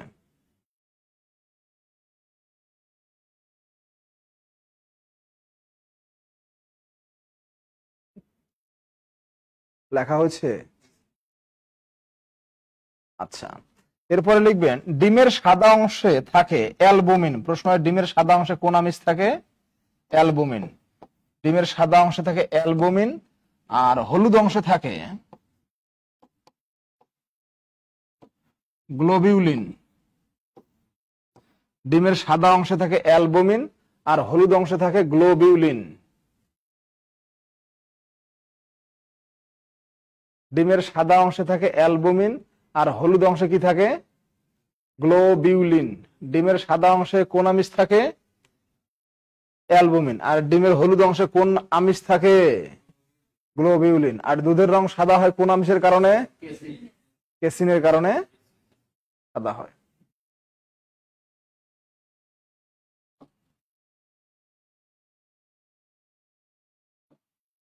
এরপর লিখবেন স্নেহ। স্নেহ, স্নেহ কি লিখেছেন? স্নেহ। স্নেহ সম্পর্কে লিখবেন কঠিন স্নেহ পদার্থকে চর্বি ও তরল স্নেহ পদার্থকে তেল বলে। কঠিন স্নেহ পদার্থকে চর্বি আর তরল স্নেহ পদার্থকে কি বলে? তেল। স্নেহ বা শর্করা না, স্নেহ বা লিপিড লিখছি। হ্যাঁ মনিরুদ্দিন, এই ক্লাসটা কি পরে পাওয়া যাবে? এটা আমি বলতে পারলাম না পরে পাওয়া যাবে কিনা, রেকর্ডেড থাকবে কিনা জানি না। তাহলে স্নেহ, স্নেহ সম্পর্কে আমরা লিখেছি কঠিন স্নেহ পদার্থকে চর্বি বলে আর তরল স্নেহ পদার্থকে কি বলে? তেল বলে। এখান থেকে গুরুত্বপূর্ণ যে তথ্যটি আছে সেটা হচ্ছে লিখবেন স্নেহ দেহে তাপ ও শক্তি উৎপন্ন করে। স্নেহ দেহে তাপ ও শক্তি উৎপন্ন করে। স্নেহ দেহে তাপ ও শক্তি উৎপন্ন করে। স্নেহ দেহে তাপ ও শক্তি উৎপন্ন করে। লিখেছেন? আচ্ছা, এরপর লিখবেন স্নেহের অভাবে চর্মরোগ হয়। স্নেহের অভাবে চর্মরোগ হয়। স্নেহের অভাবে চর্মরোগ হয়।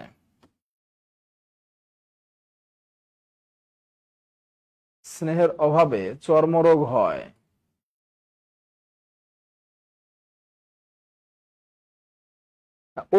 অনাবশ্যকীয় যেগুলো এগুলো লাগবে না। হ্যাঁ, অত্যাবশ্যকীয় 8টা পড়বেন, অনাবশ্যকীয় লাগে না। আচ্ছা, এরপর লিখবেন স্নেহের আধিক্যে বা স্নেহের পরিমাণ বেশি হলে রক্ত চলাচলে ব্যাঘাত ঘটে। লিখবেন স্নেহের পরিমাণ বেশি হলে, স্নেহের পরিমাণ বেশি হলে রক্ত চলাচলে ব্যাঘাত ঘটে। স্নেহের পরিমাণ বেশি হলে রক্ত চলাচলে ব্যাঘাত ঘটে।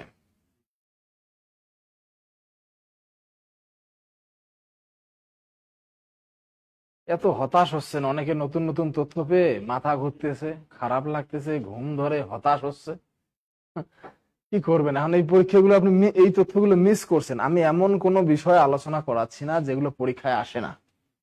যে তথ্যগুলো আলোচনা করা হচ্ছে এগুলো পরীক্ষায় আসে। আপনি টুডে অর টুমোরো এগুলো ফেস করবেনই।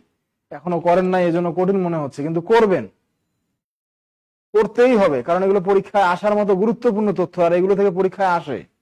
তো নতুন একটা বিষয়কে নিয়ে যদি ভয় পান তাহলে সমস্যা আছে। হ্যাঁ, এগুলো একটু মানায় নেন। এরপরে হচ্ছে ভিটামিন লিখবেন। ভিটামিন, ভিটামিন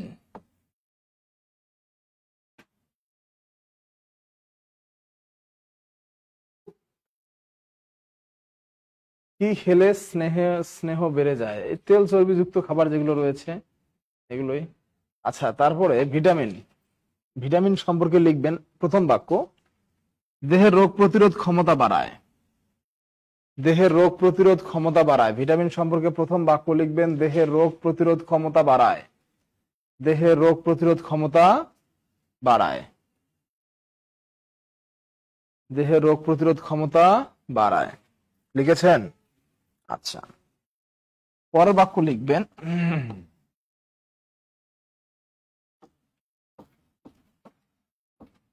স্নেহে দ্রবণীয় ভিটামিন। স্নেহে দ্রবণীয় যে ভিটামিনটা রয়েছে সেটা হচ্ছে এ, ডি, ই, কে। এগুলো স্নেহে দ্রবীভূত হয়। স্নেহে দ্রবণীয় যে ভিটামিন গুলো রয়েছে এগুলো হচ্ছে এ, ডি, ই, কে। প্রশ্ন হয় স্নেহে বা তেলে দ্রবীভূত ভিটামিন নিচের কোনটি? উত্তর হচ্ছে এ, ডি, ই, কে। এগুলো স্নেহে দ্রবীভূত হয়। লিখেছেন? স্নেহে দ্রবণীয় ভিটামিন কি কি? এ, ডি, ই, কে। এরপরে লিখবেন পানিতে, পানিতে দ্রবণীয় ভিটামিন গুলো হচ্ছে বি কমপ্লেক্স, সি। এগুলো পানিতে দ্রবীভূত হয়। বি কমপ্লেক্স এবং সি এগুলো পানিতে দ্রবীভূত হয়।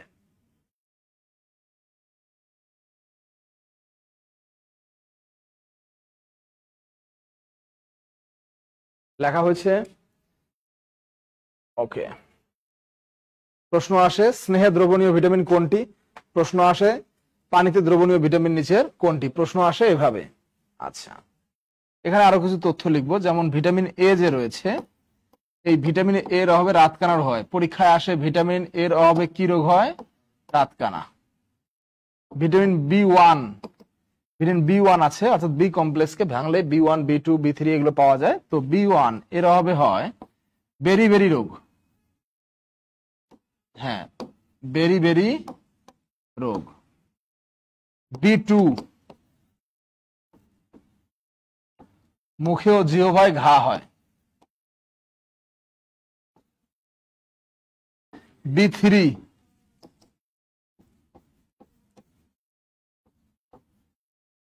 প্লেগরা রোগ হয়। সি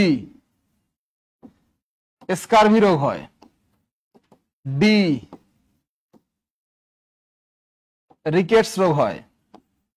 ই বন্ধ্যাত্ব হয়। কে রক্তপাত হয়।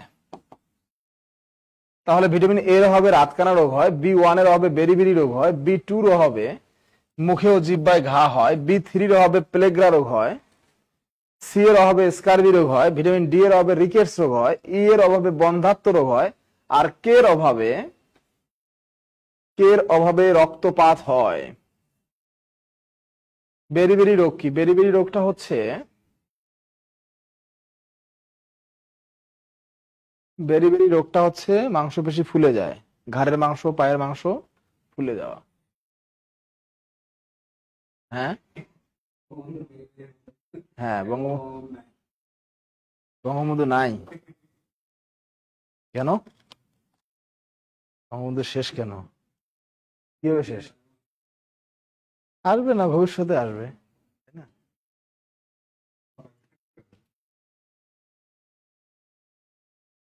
এটাই তো অবস্থা। আওয়ামী লীগ আওয়ামী লীগ করা না করা বড় কথা না, বড় কথা হচ্ছে বঙ্গবন্ধুকে অস্বীকার করা যাবে না। আমি তো আওয়ামী লীগ নিয়ে কথা বলি নাই, বঙ্গবন্ধু নিয়ে প্রশ্ন আসছিল, এখন বঙ্গবন্ধুকে নিয়ে বাড়াবাড়ি করছিল তা একটা দল, বুঝতে পারছো? এগুলো নিয়ে না যাই, এখন এই কথাগুলো বলার সিচুয়েশন না, বুঝতে পারছো? আর সত্য তো একটাই, বঙ্গবন্ধুকে নিয়ে মানে বিতর্কিত এগুলো না করি। কোনটা? আগে ভিটামিন কিছু বৃদ্ধি ছিল, পরবর্তীতে এগুলো মানে বাদ দিয়ে যুক্ত করেছে আর কি। আচ্ছা, তাহলে ভিটামিন, এরপরে খনিজ লবণ লিখবো। খনিজ লবণ,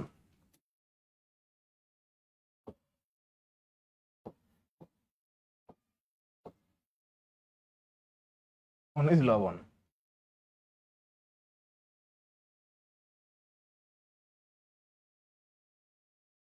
লেখা হয়েছে। আচ্ছা, খনিজ লবণ সম্পর্কে লিখবেন সোডিয়াম। এই যে এর অভাবে, সোডিয়ামের অভাবে হৃদরোগ হয়।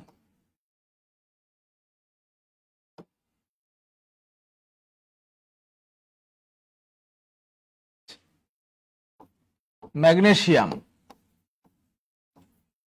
এর অভাবে মানসিক অবসাদ হয়। মানসিক অবসাদ, হ্যাঁ। এরপরে ফসফরাস, হাড় ও দাঁত ক্ষয় হয়।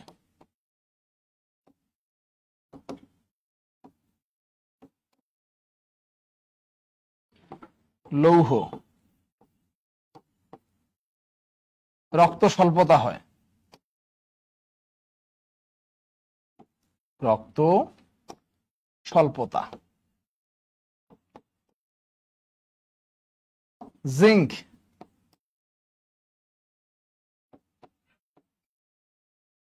বৃদ্ধিহীনতা হয়।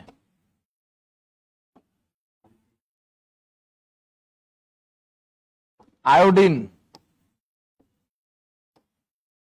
গলগণ্ড ও কম বুদ্ধি সম্পন্ন। আপনাদের আশেপাশে যারা একটু বুদ্ধি কম, তাকে একটা শিক্ষিত গালি দিতে পারেন, আয়োডিনলেস,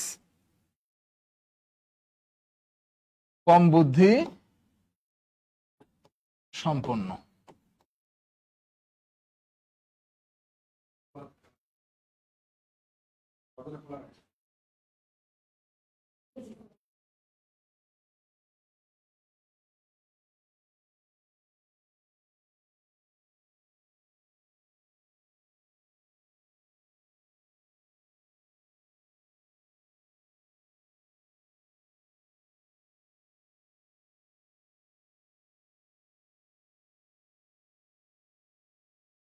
তাহলে সোডিয়ামের অভাবে হৃদরোগ হয়, ম্যাগনেসিয়ামের অভাবে মানসিক অবসাদ হয়, ফসফরাসের অভাবে হাড় ও দাঁতের ক্ষয়রোগ হয়, লৌহের অভাবে রক্ত স্বল্পতা হয়, জিঙ্কের অভাবে বৃদ্ধিহীনতা হয়, আয়োডিনের অভাবে গলগণ্ড ও কম বুদ্ধি সম্পন্ন হয়। লেখা হয়েছে। এই তথ্যগুলো পরীক্ষায় আসে। এরপরে লিখবেন পানি। হয়নি এখনো? আচ্ছা, লিখে নেন।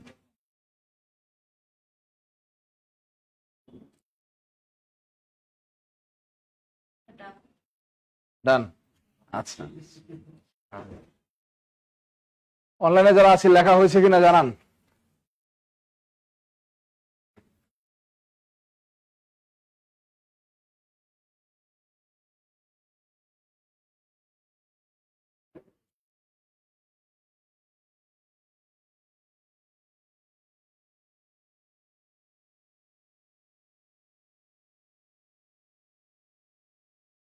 ওকে okay okay okay okay. Last one. অনেকের গলা শুকিয়ে গেছে, তাই না? পানি, পানি শেষ করে দিই। পানি খাওয়াই, যেটা দৈনিক 2-3 লিটার খাবেন। লিখবেন প্রাপ্তবয়স্ক মানুষের দৈনিক 2 থেকে 3 লিটার পানি পান করা উচিত। প্রাপ্তবয়স্ক মানুষের দৈনিক 2 থেকে 3 লিটার পানি পান করা উচিত।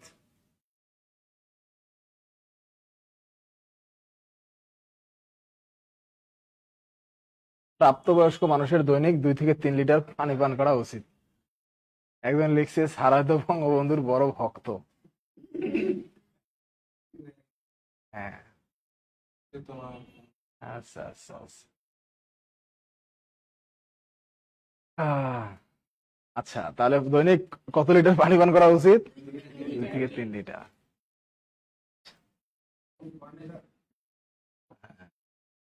এরপরে লিখবেন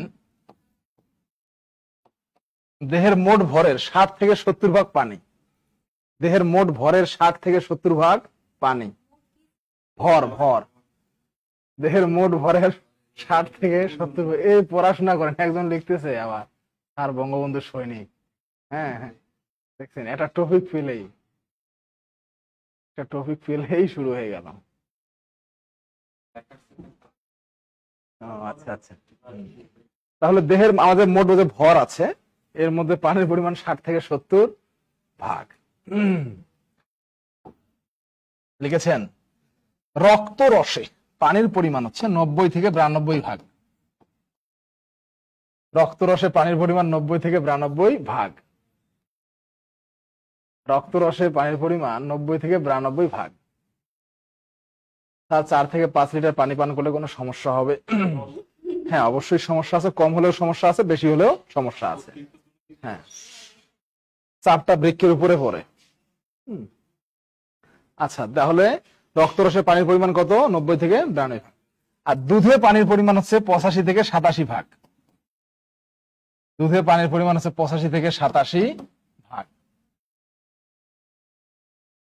দুধে পানির পরিমাণ হচ্ছে 85 থেকে 87 ভাগ। দুধে পানির পরিমাণ 85 থেকে 87 ভাগ। তারপরেও কিছু কিছু পাবলিক দুধে পানি মেশায়, তাই না? দুধে পানির পরিমাণ কত? 85 থেকে 87 ভাগ।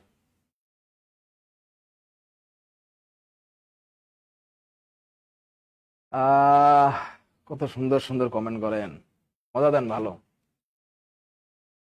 আচ্ছা, ঘুম চলে আসছে। তো কথা হচ্ছে আপনারা তো করলেন একটা ক্লাস, হ্যাঁ, তো সারাদিনে প্রায় 5-6টা ক্লাস হয়ে গেছে। আমাদেরও শরীর, হ্যাঁ, হাত পা একটু আসলে ক্লান্ত থাকে, এটা স্বাভাবিক ব্যাপার। আচ্ছা, আজকে আমাদের আলোচনা শেষ। তবে আপনাদের যদি এই আলোচনার মানে ভিতর কিছু জানতে ইচ্ছা করে, মানে খাদ্য পুষ্টি, মানব দেহ, এ প্রশ্ন করতে পারেন। বহির্ভূত করেন না, তাহলে সব প্রশ্নের অ্যান্সার দেওয়া যাবে না। অনলাইনে যারা আছেন, অনলাইনে যারা আছেন প্রশ্ন করেন, দেখি, চেষ্টা করি। যদি আমার জানা থাকে অবশ্যই আমি তথ্য দেব। বলেন যদি কোনো কিছু জানতে ইচ্ছা করে। অবশ্যই অবশ্যই। আচ্ছা আচ্ছা, যান যান যান। আলহামদুলিল্লাহ, ভালো লাগছে। প্রশ্ন করতে পারেন কিন্তু। হ্যাঁ, ক্লাসটা ভালো খারাপ এগুলো পরের কথা, মূল কথা ক্লাসটা তথ্যবহুল কিনা এগুলো একটু মাথায় রেখেন। হ্যাঁ, স্নেহের পরিমাণ বেশি হলে কি হয়, মিস করে গেছি। স্নেহের পরিমাণ যদি বেশি হয় তাহলে রক্ত চলাচলে ব্যাঘাত ঘটে, অর্থাৎ রক্তনালীতে সমস্যা হয়। হ্যাঁ, এর জন্যই কিন্তু ওই heart attack, heart fail, heart block এই বিষয়গুলো হয়ে যায়। একটা গান শোনাবেন, sorry to say I can't. C এর হবে কি হয়? ভিটামিন সি এর হবে স্কারবি রোগ হয়। খনিজ লবণটা আবার দেখান। খনিজ লবণটা হচ্ছে এই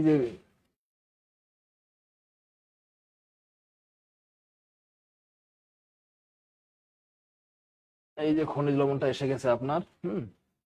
আচ্ছা, অসাধারণ। আচ্ছা, তথ্যগুলো মূলত মাথায় রাখবেন। শরীর দুর্বল হয় কিসের অভাবে? শরীর দুর্বল হয় কিসের অভাবে? ভিটামিনের অভাবে হতে পারে। হ্যাঁ, অর্থাৎ আমাদের এই সুষম খাদ্যগুলোর অভাবে এগুলো হতে পারে। দুধের স্ফুটনাঙ্ক কত, এটা আলাদা একটা নির্দিষ্ট বইয়ে দেখেন, এই মুহূর্তে আমার এটা স্মরণ নেই। আমার এগুলো, আচ্ছা আচ্ছা আচ্ছা,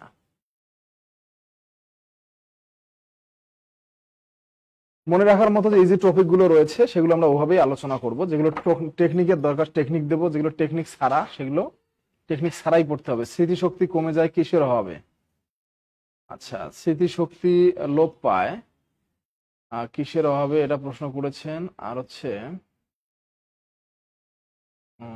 থাইরয়েডের আর কি, থাইরক্সিন যে হরমোন, থাইরয়েড যে গ্রন্থি রয়েছে এখান থেকে থাইরক্সিন হরমোন নিঃসরণ হয়। আচ্ছা, এখন প্রশ্নগুলো দেখি ডাক্তার লেন্সে যাচ্ছে আর কি। হ্যাঁ, মানে আমি ডাক্তার না কিন্তু।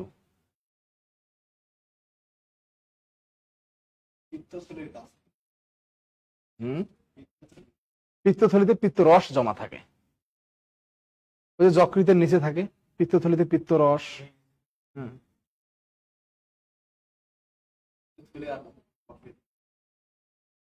হ্যাঁ আলাদা, মানে পিত্ত আমাদের যকৃতে পিত্তরস তৈরি হয়, সেটা পিত্তথলিতে গিয়ে জমা হয়।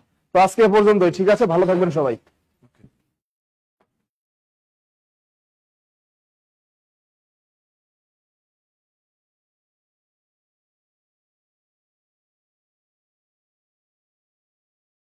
করে আপনি ওখানে পড়াশোনা